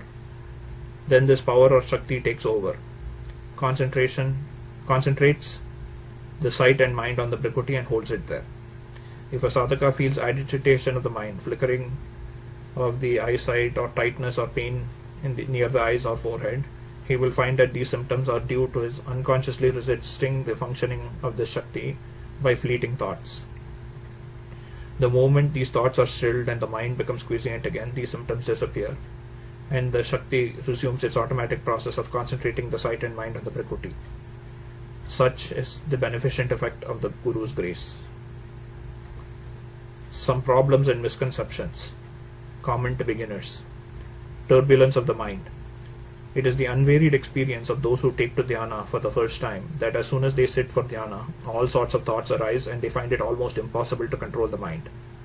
They should not be worried or discouraged by this phenomenon, because dhyana can be likened to a churning of the vast ocean of vasanas or latent tendencies which have accumulated from beginningless time. Unless these vasanas are destroyed, the Atman cannot be realized. In order to accomplish this, the practice of dhyana throws up these vasanas in the form of an endless stream of thoughts. As each thought is quelled or controlled, the related vasanas get destroyed. Since he does not know or understand this, the sadhaka faced with this problem in the preliminary stages of his sadhana invariably thinks that this is a problem peculiar to him alone, and hence feels discouraged and dejected on this account. Therefore, he is usually surprised and relieved to learn that this is the universal experience of every sadhaka when he starts on the path of dhyana. Whereas it may be a source of solace to know that turbulence of the mind is a common problem for all beginners, it does not help the sadhaka to control his wayward thoughts. In fact, it appears to be an impossible task, and sadhakas despair of ever being able to gain mastery over their minds. Therefore, the question of how the mind should be controlled is a recurring theme on all the scriptures. In this context, two well-known questions and answers on this subject may be quoted. The first, taken from the Yoga Vasishta, is the question put by Sri Rama to Vasishta Mahamuni. O Guru, is it not possible to control the mind? One may sooner drink up the oceans, or lift up Mount Meru, or swallow flaming fire than control the mind. To this, Vasishta replies, O Rama, though the mind is hard to control, yet it must be subdued by vairagya, dispassion, and effort, practice, even at the cost of wringing our hands, clenching your teeth, and holding down the senses and limbs. It must be controlled by willpower. In the second example, taken from the Bhagavad Gita, a similar question is put by Arjuna to Sri Krishna. Chanchalam hi manaha Krishna pramati balavad drishtam tasyaham nigraham manye vayoriva sudakshara. For Krishna, the mind is very unsteady, turbulent, tenacious and powerful, and therefore I consider it as difficult to control as the wind. Sri Krishna replies, Asamshayam Mahabaho Mano Duni Graham Chalam Abhyasena tu Kaunteya Vairagyena cha Grihate. The mind is restless, no doubt, and difficult to subdue, Arjuna, but it can be brought under control by constant practice, abhyasa, and by exercising dispassion, vairagya. From the foregoing examples, it can be seen that even such great personages as Sri Rama and Arjuna were afflicted by turbulence and restlessness of mind, which should make it amply clear that it is a universal malady. And from the replies given by Vasishta and Sri Krishna, it should be equally clear that there are no shortcuts to controlling the mind. For as per the advice given by Vasishta to Sri Rama and Sri Krishna to Arjuna, the two infallible remedies are cultivating vairagya and undertaking constant abhyas by resolute adherence to these two guiding principles. The earnest sadhaka will gradually gain control over his mind. Of this there need be no doubt. Notwithstanding all his resolution and efforts, there will be days when the mind is more agitated than normal, and the sadhaka finds it difficult to control his surging thoughts by the normal processes of dhyana. On such occasions, there is little point in forcibly trying to continue dhyana. The agitation of mind caused by the onrush of thoughts must first be subdued, and the mind made calm. Only then can dhyana be attempted again. Through a number of methods, though a number of methods are prescribed for this purpose, the most efficacious is pranayam or breath control. It is an infallible rule that when the mind is controlled, the breath is controlled, and conversely, when the breath is controlled, the mind becomes controlled. Therefore, by doing pranayam even for a few minutes, as the breath becomes calm and regular, the mind will also begin to calm down. In this context, it is emphasized that only the simplest form of pranayam should be practiced for a period of 5 to 10 minutes only, and as soon as the mind becomes calm, pranayam should be discontinued and normal dhyana started. Otherwise, unless pranayam is done under the guidance of a qualified teacher, it can lead to harm. A simpler and almost equally effective method is to mentally watch the inhaling and exhaling motion of the breath within the nostrils, and this will result in the breathing becoming calm and regular, and will in turn lead to calming the mind. In spite of all his efforts to calm it, the mind still continues to be agitated. If in spite of his efforts to calm it, the mind still continues to be agitated, then the sadhaka should continue his dhyan, discontinue his dhyan, and leave his seat and read some scriptural or other holy book, or listen to, or himself do bhajans and kirtan, or do mental japa. When the agitation of the mind subsides, then he should sit for dhyana again. Steadying the sight and concentrating the mind. The process of steadying the sight and concentrating the mind is often misunderstood and wrongly applied by beginners. As explained in the technique of dhyana, no force should be applied in concentrating the vision at the prakriti, and once the vision has been steadied, it must be held there. Most beginners forget this, and after a few minutes their eyeballs become unsteady and start flitting about again. This must be guarded against, as unless the vision is steady there can be no progress in dhyana. Similarly, many beginners make the mistake of trying to achieve concentration of mind by physical effort, such as knitting the eyebrows and forcefully looking at the prakriti, etc. Such practices will only result in fatigue and pain in the facial muscles, and if persisted for any length of time, the sadhaka is likely to develop headache. In this context, it needs to be remembered that the concentration of mind is a purely mental process and no physical act is involved. In the same way, the injunction that one should dive deep within during dhyana is often misinterpreted to mean that one should make the mind see deep within the physical body or try to make it sink into the internal recesses of the body. In fact, diving deep within means making the bahirmukhi or outward turned mind as antarmukhi or inward turned. It is the habit of thought that makes the mind bahirmukhi. Therefore, the degree to which the mind is made antarmukhi depends solely on the extent to which the sadhaka is successful in eliminating other thoughts. As the thoughts are stilled, the mind gradually and of its own accord sinks back to the source, the hridayam or spiritual heart.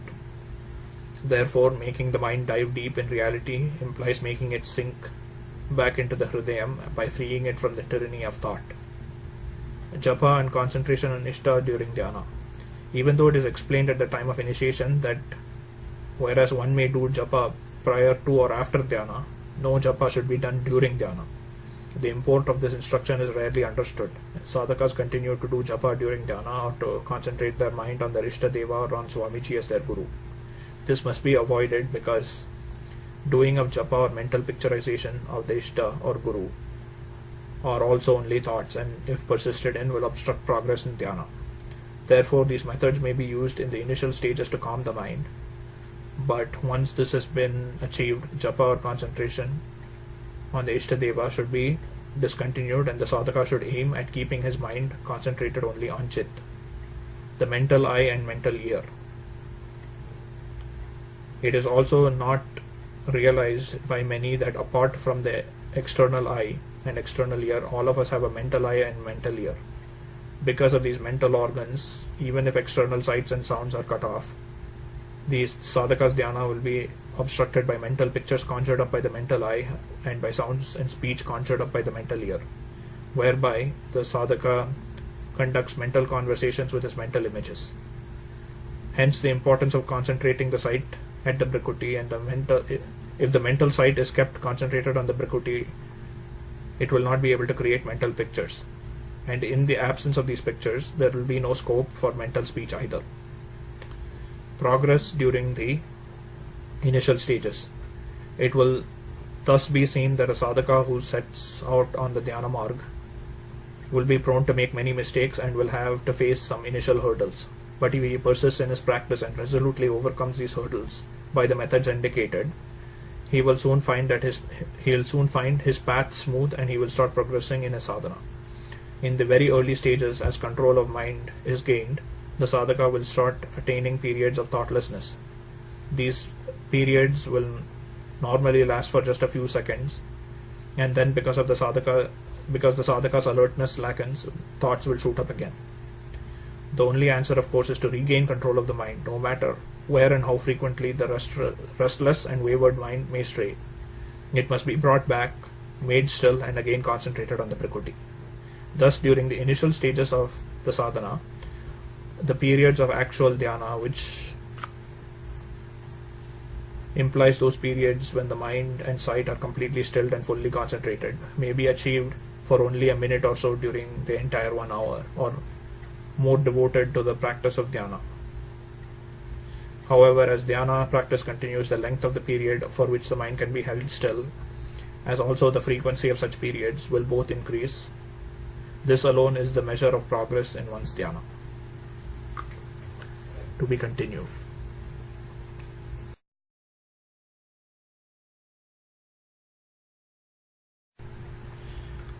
Spiritual Ministration, Chapter 9, Dhyana, Part 2. Obstructions to Dhyana. Sleep. During dhyana, the mind impelled by the vasanas tends to drift into reverie. When this is prevented and the mind rendered thoughtless, the sadhaka involuntarily drifts into sleep. The only way to prevent this is for the sadhaka to strive and retain awareness during dhyana. If, however, the impulse to sleep is overpowering, it is best to let nature take its course and go to sleep, and to sleep on until the mind and the system attain satiety. Once such satiety is achieved, the urge to sleep will not obstruct dhyana, at least for some time. Bliss of Manolaya. When thought is extinguished, the sadhaka experiences a state of Manolaya, or subsidence of the mind. This state of laya brings peace of mind, and as a result of which the sadhaka experiences a feeling of joy or bliss. Many sadhakas mistakenly assume that they have attained the goal when they experience Manolaya and are content to abide in this state. However, the goal of dhyana is not merely to attain Manolaya, but to attain Manonasha, i.e. total destruction of the mind. And the sadhaka must press on with his dhyana until this is achieved. Shunya, or void.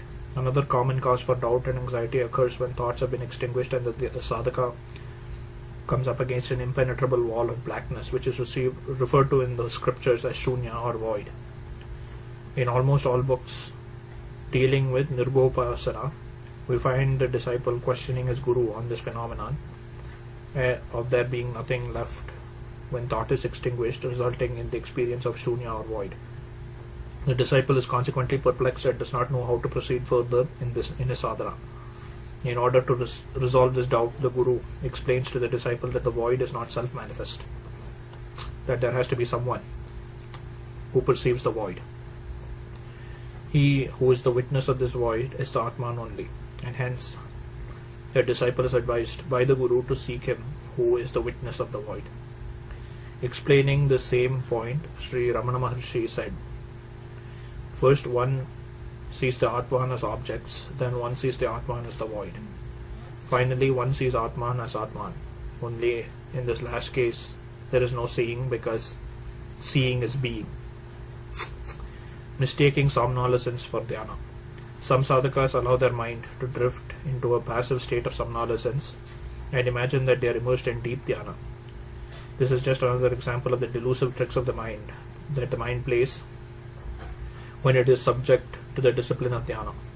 In this context, it needs to be emphasized that dhyana is anything but somnolence. On the contrary, dhyana involves an intense activity of the entire mind to keep it steadily poised and concentrated on Chit. The mind during dhyana can be likened to a spinning top, which, though apparently stationary, is revolving at top speed. The influence of the three gunas. A sadhaka who practices dhyana regularly will notice that at times the mind is peaceful and calm and dhyana is easy, and at other times he will find dhyana obstructed by excessive thoughts or just plain lassitude. This is because the mind is subject to continuous influence of the three gunas, viz. Sattva, Rajas and Tapas. At any one time, one or the other of these three gunas holds sway over the mind, and the moods and mental condition of the sadhaka are determined accordingly. Thus, when Sattva Guna prevails, dispassion, peace, calmness of mind, etc. manifest. When Rajas prevails, strong desires such as lust, anger, greed, fear, driving ambition, etc. manifest. When Tamas prevails, laziness, confusion, dullness of mind, etc. prevail. When from the foregoing description of the three gunas, it is obvious that a sadhaka should try and cultivate the Sattva Guna, as this guna is the most beneficial for this sadhana. To do this, he must overcome Tamas by cultivating Rajas, and then he must subdue Rajas by cultivating Sattva. And when Sattva prevails, he must take advantage of the favorable condition that it brings by increasing the intensity of his sadhana. As the sadhaka makes progress in dhyana, he will find the prevalence of the Sattva Guna will increase, and correspondingly the prevalence of the Rajo and Tamo Gunas will decrease. Helpful as this may be, the sadhaka nevertheless needs to remember that he cannot be wholly free from the influence of the three gunas till such a time as he has not attained the goal of Atmagyan. By acquiring this understanding of the influence and function of the three gunas, a sadhaka will be able to understand the sudden and apparently inexplicable fluctuations of his mental state, and he will not thereafter be puzzled or depressed by the contrary modes of mind produced by Rajas and Tamas. The baneful influence of Tamoguna. In the Yoga Sutras of Patanjali, it is stated that sickness, mental laziness, doubt, lack of enthusiasm, sloth, craving of sense pleasures, false perception, despair caused by failure to concentrate, and unsteadiness in concentration. These distractions are obstacles to knowledge. These distractions are accompanied by grief, despondency, trembling of the body, and irregular breathing. Chapter 1, Sutras 30 and 31. From the instructions given here, almost all the distractions listed by Patanjali come under the category of tamas. The sloth or mental lassitude induced by tamas is indeed the greatest enemy of the sadhaka. When a sadhaka first embarks upon the spiritual life, he does so with great faith and enthusiasm. During the first few months under the impetus of this initial inspiration, the sadhaka makes good progress. He finds sadhana easy and pleasurable and is filled with peace and joy. However, it is very necessary for him to know right from the start that this inspired mood will not last long. As the other gunas come into play, he is likely to relapse to his former state. There will be periods of dryness and doubt necessitating hard struggle. He will probably feel that he is unfit for the spiritual life and will be tempted to give it up. But a sadhaka must never give way to such feelings of despair. These are prompted by tamas. If he continues resolutely in his sadhana, such dark moods of doubt and despair will pass, and he will be able to continue with redoubled vigor. With each such struggle, he will make a major stride forward. Heated brain and headaches. Some sadhakas complain of a heated brain and or headaches during dhyana. This may either be caused by incorrect application of the technique of dhyana, or they may be caused by subconscious resistance of the mind and body to the unaccustomed discipline of dhyana. The answer in such cases is to avoid physical and mental strain. Relax, particularly mentally, and dhyana will become easy. Instead of trying to forcibly concentrate the mind, the sadhaka should aim to keep the mind steady by gently warding off intruding thoughts as they arise, but without causing mental strain. Attainments to dhyana sadhana. Progress in dhyana. Once the sadhaka has gained proficiency in keeping his sight and mind steady, he will reach a stage of calm abidance in pure chit. When once the mind reaches this state of steadiness, it should be left undisturbed. Nothing should be thought of. The mind should be made to rest in its pristine state. When thus the mind is kept continuously poised in dhyana, it will become extinct. For just as a fire is automatically extinguished when not fed with fuel, so does the mind become extinct when not fed with thoughts. Sadhakas usually feel and often complain that they are making no progress.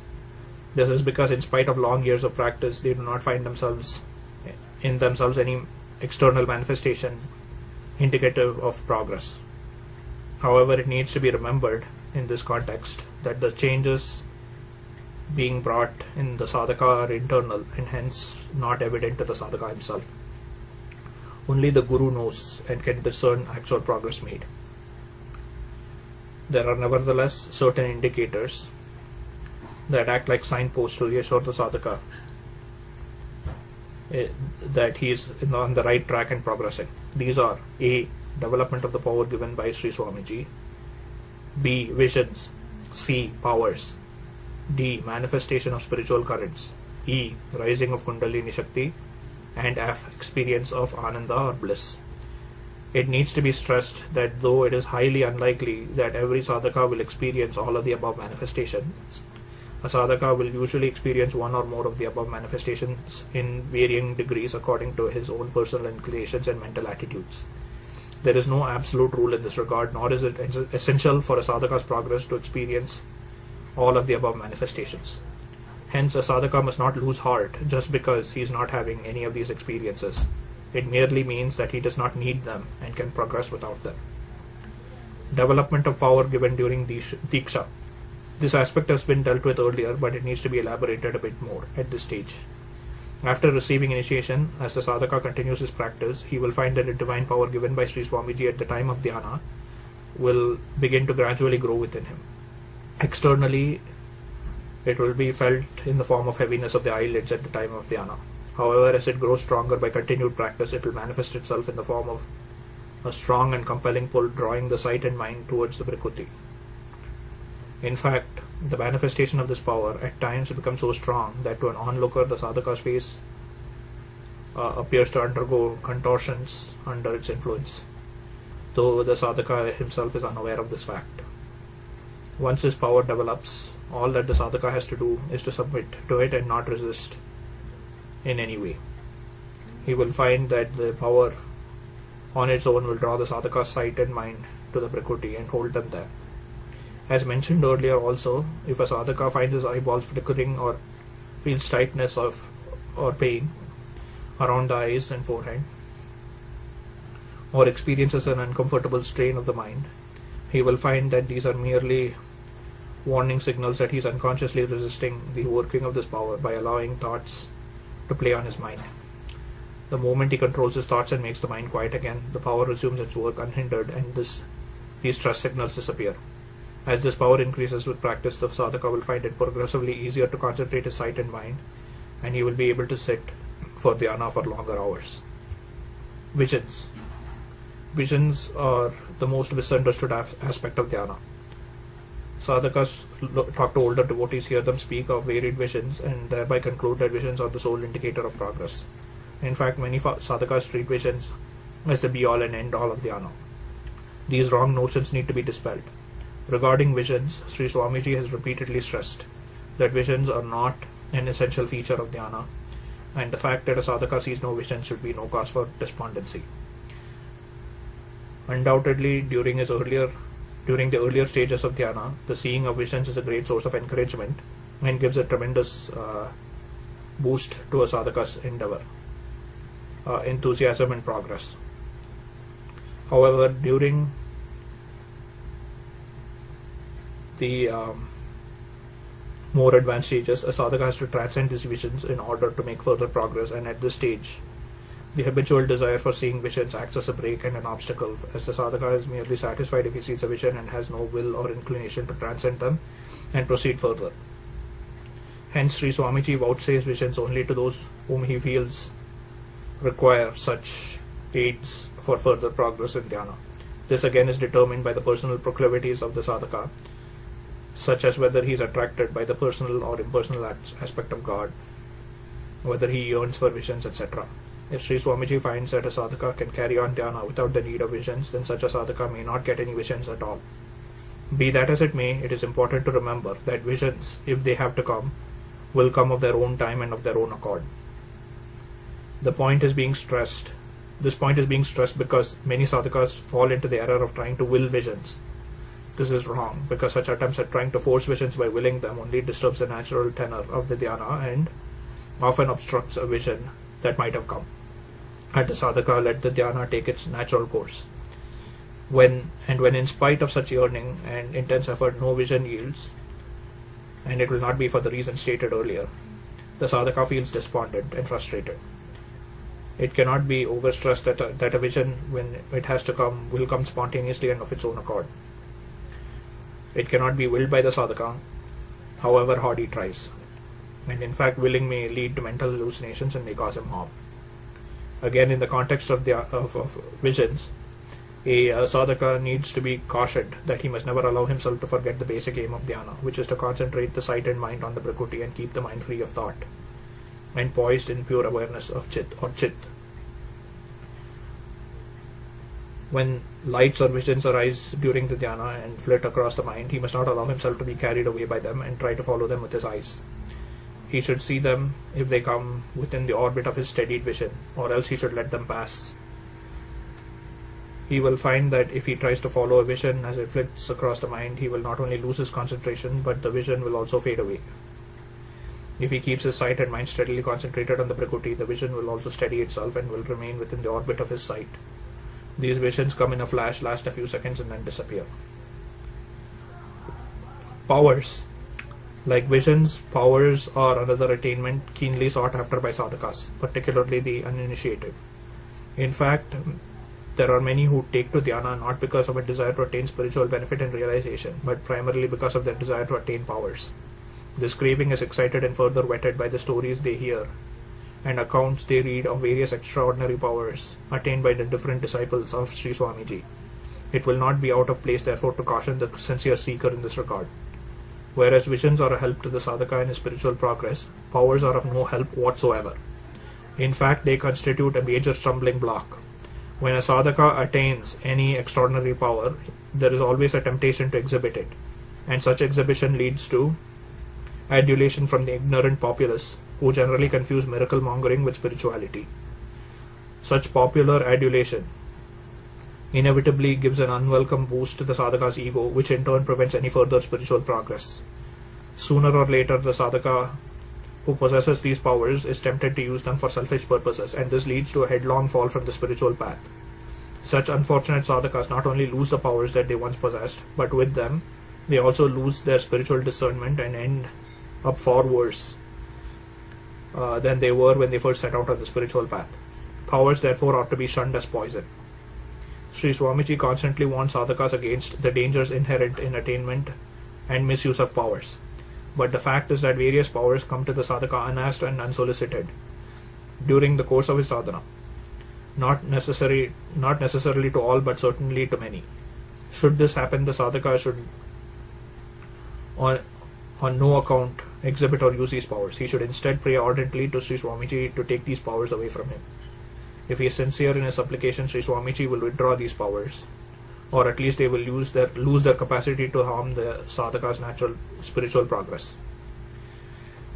Sri Swamiji also cautions that during dhyana, many forms of devas and devis will appear before the sadhaka and tempt him by granting him various boons.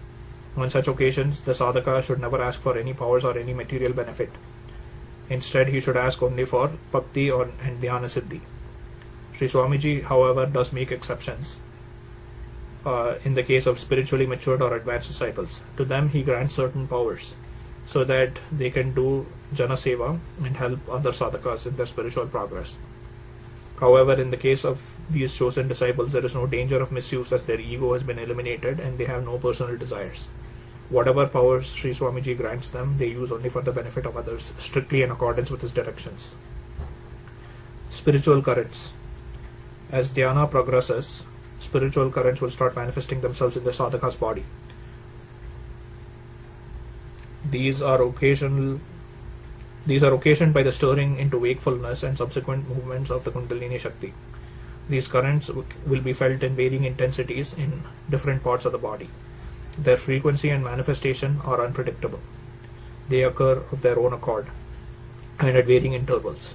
These currents are helpful to the sadhaka both physically and spiritually, and they cure physical ailments, improve health, and give the sadhaka energy for continuing his dhyana, eliminate worries, and calm the mind. Rise of the Kundalini Shakti. According to the Yoga Shastras, a vast reservoir of spiritual energy is located at the base of the spine. This is known as the Kundalini Shakti, which literally translated means coiled up energy. During the course of the sadhaka's spiritual practices, the spiritual energy which is lying coiled up and dormant is stirred up into wakefulness and moves up along a spiritual channel known as the Sushumna Nadi, which corresponds to the location of the spinal column, to the Sahasrara or 1,000-petaled lotus, said to be located at the crown of the head. On this upward journey, the Kundalini Shakti passes through 6 chakras or centers of spiritual consciousness, which are 1. The Mooladhara chakra located at the base of the spine. 2. The Swadhisthana chakra located along the spine approximately opposite the genital organs. 3. The Manipura chakra, which is located on the spine approximately opposite the navel.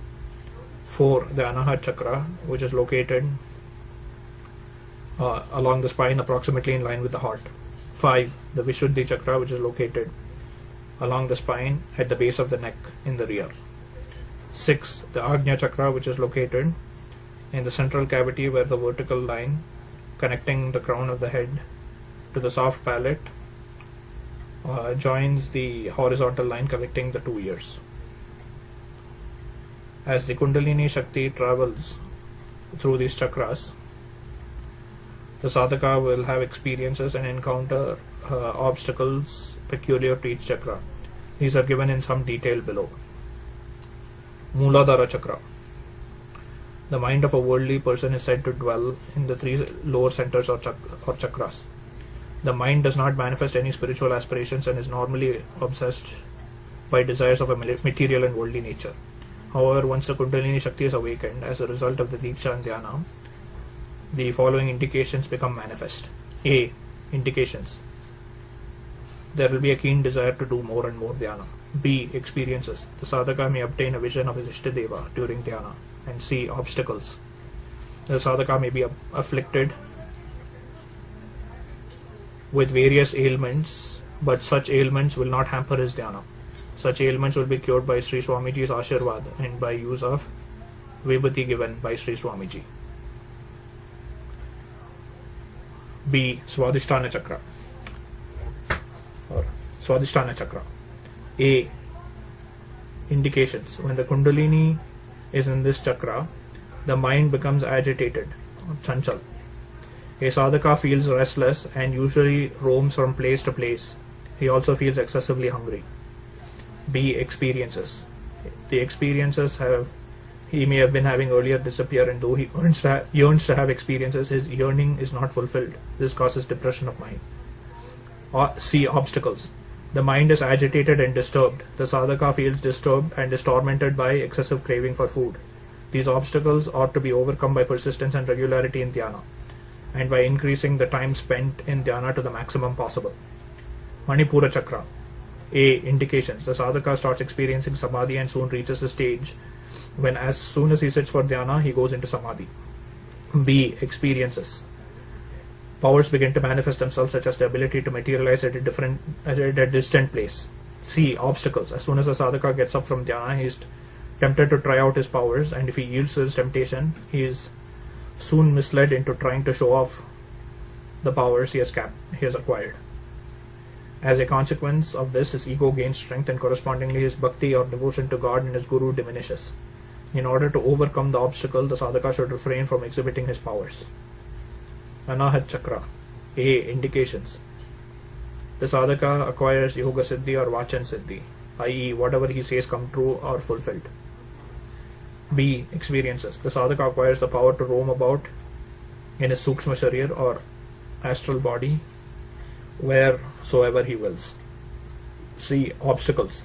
As additional powers manifest, the sadhaka's ahankar or pride greatly increases so much that he forgets that it is by his guru's grace alone that he has attained his present state. The sadhaka goes around boasting and showing off, and at times he may even go to the extent of deriding his guru. As the saying goes, pride goes before a fall, and sure enough, his pride and egoism that he develops leads to his downfall. The only answer, of course, is to shun those powers like poison, and to pray sincerely to the guru for his ashirvad so that the sadhaka does not fall prey to egoism and pride. Vishuddhi Chakra. Indication. Sadhaka experiences deep and blissful samadhi. B. Experiences. The sadhaka sees divine light and his darshan of his Ishtadeva and dhyana.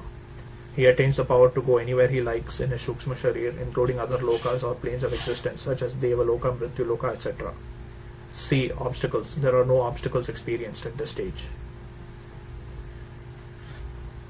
Agnya Chakra. A. Indications and experiences. The sadhaka experiences deep samadhi and strong currents. The sadhaka obtains vision of the Atman, but there is still a trace of individuality left. As Sri Ramakrishna puts it, it is like a light and a lantern. One feels that he could touch the light but cannot because of an obstructing pane of glass. B. Obstacles. It is at this stage that a sadhaka will be tested and consequently undergoes his ordeal by fire. Patanjali also cautions the sadhaka thus: when tempted by the invisible beings in high places, let the yogi neither feel allured nor flattered, for he is in danger of being caught once more by ignorance. Chapter 3, Sutra 52. The invisible beings in high places mentioned are the Devis and Devatas who tempt the sadhakas with various heavenly allurements and enjoyments and try to deflect him from his path. The sadhaka succumbs to his temptations when he falls from the path and becomes a yoga brashta. In case of a fall, there is also the danger of mental disease. Hence, this is the stage when the greatest help is required from the Guru. It is only by the Guru's ashirvad or blessings and his raksha, protection, that the sadhaka can hope to steer a safe course through the powerful temptations to which he is subjected.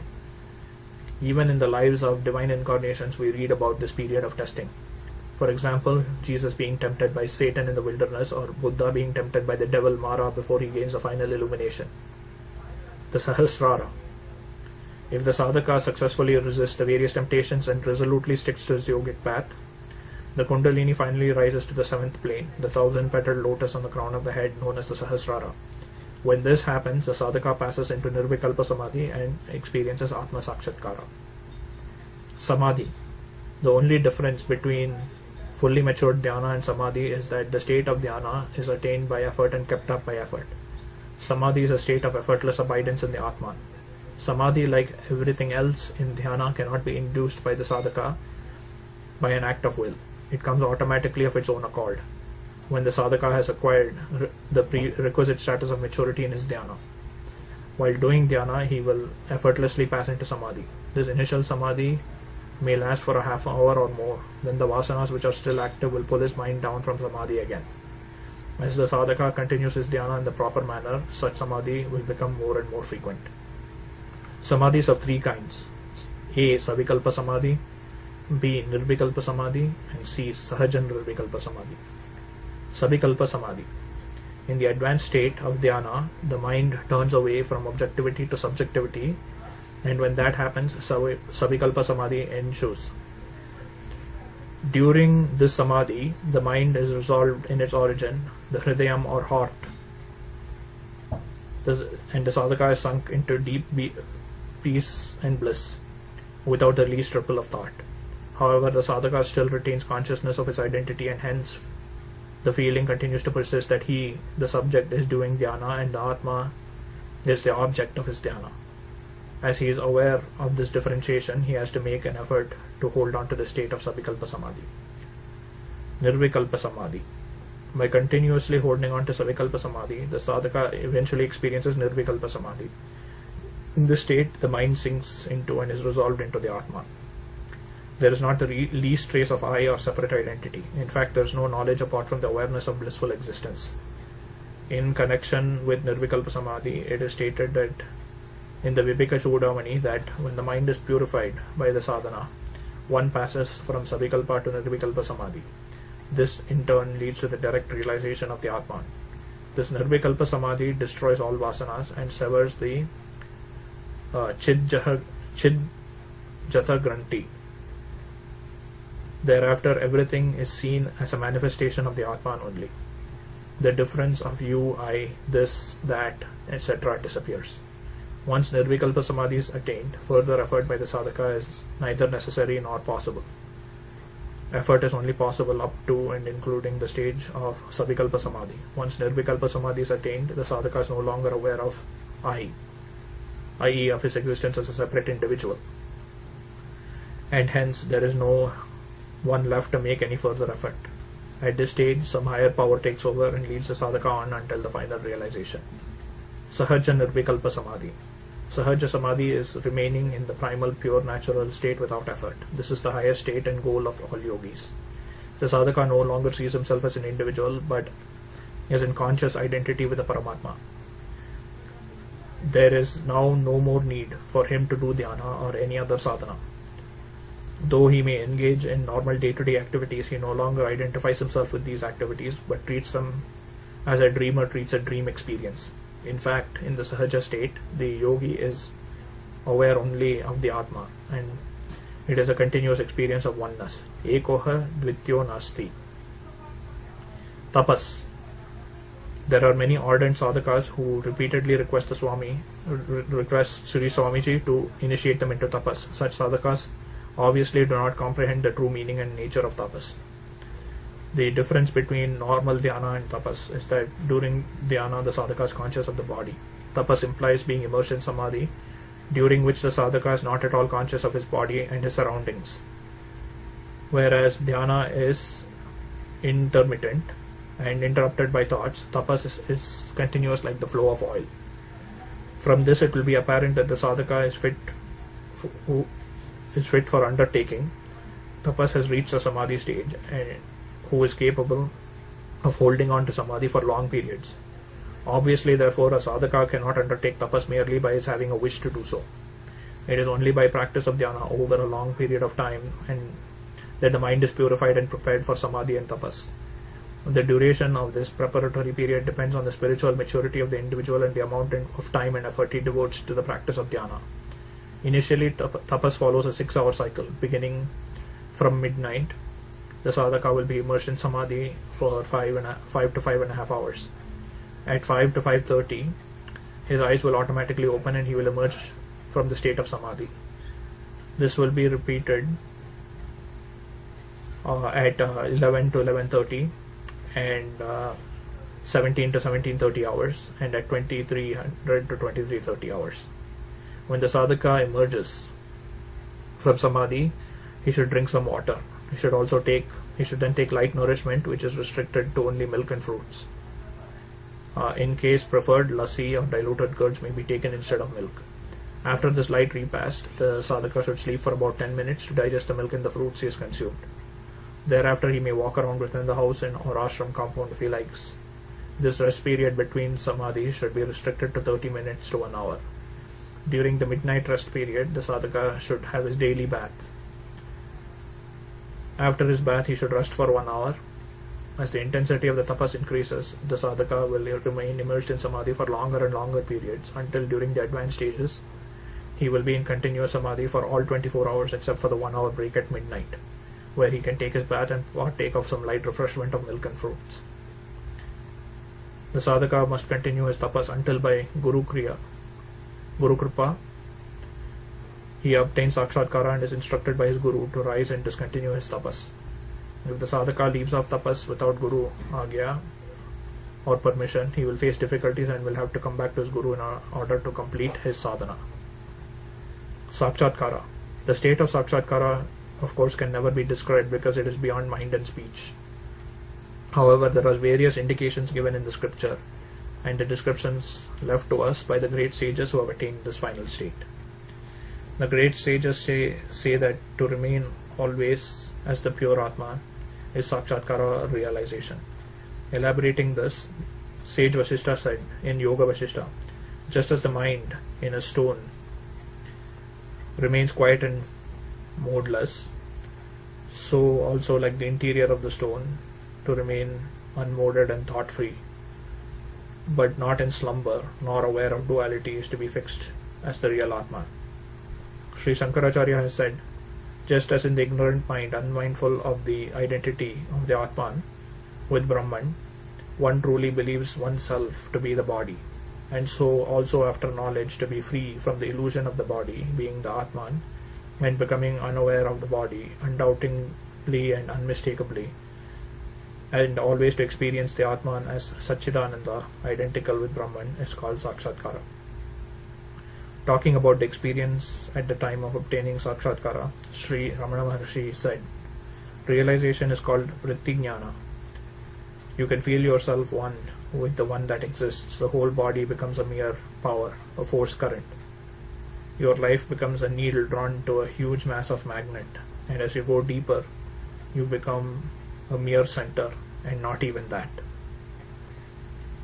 You become mere consciousness. There are no thoughts and cares any longer. They are shattered in the threshold. It is an inundation. You are a mere straw.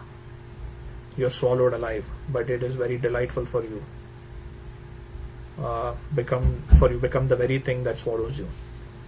This is the union of Jiva with Brahman, the loss of the ego in the real Atman, the destruction of ignorance and the attainment of truth.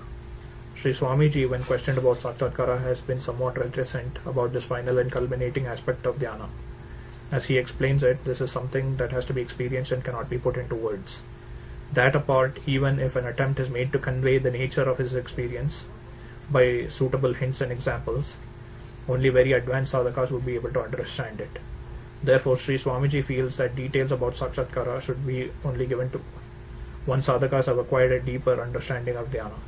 These details may perhaps be included in a later edition of this book, or in a new book when it's written.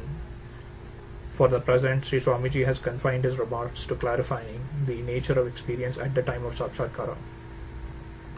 According to Sri Swamiji, the experience will depend on the spiritual propensity of individual sadhakas.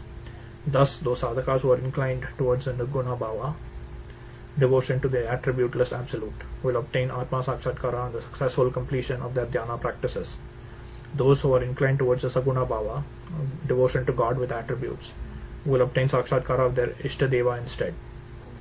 In the same context, he has further clarified that there is no essential difference in these two forms of Sakshatkara, for it is the same Atma that manifests either as pure Atma or appears in the form of the Ishtadeva. In conclusion, it needs to be emphasized and stressed that Sakshatkara can never be obtained by a sadhaka merely by personal endeavor. Sakshatkara is essentially the result of the grace of God, which comes in the form of the Guru, to bless and bestow realization and mukti on the yogi who has striven hard and ceaselessly on the path of union of God. This must never be forgotten. End of reading.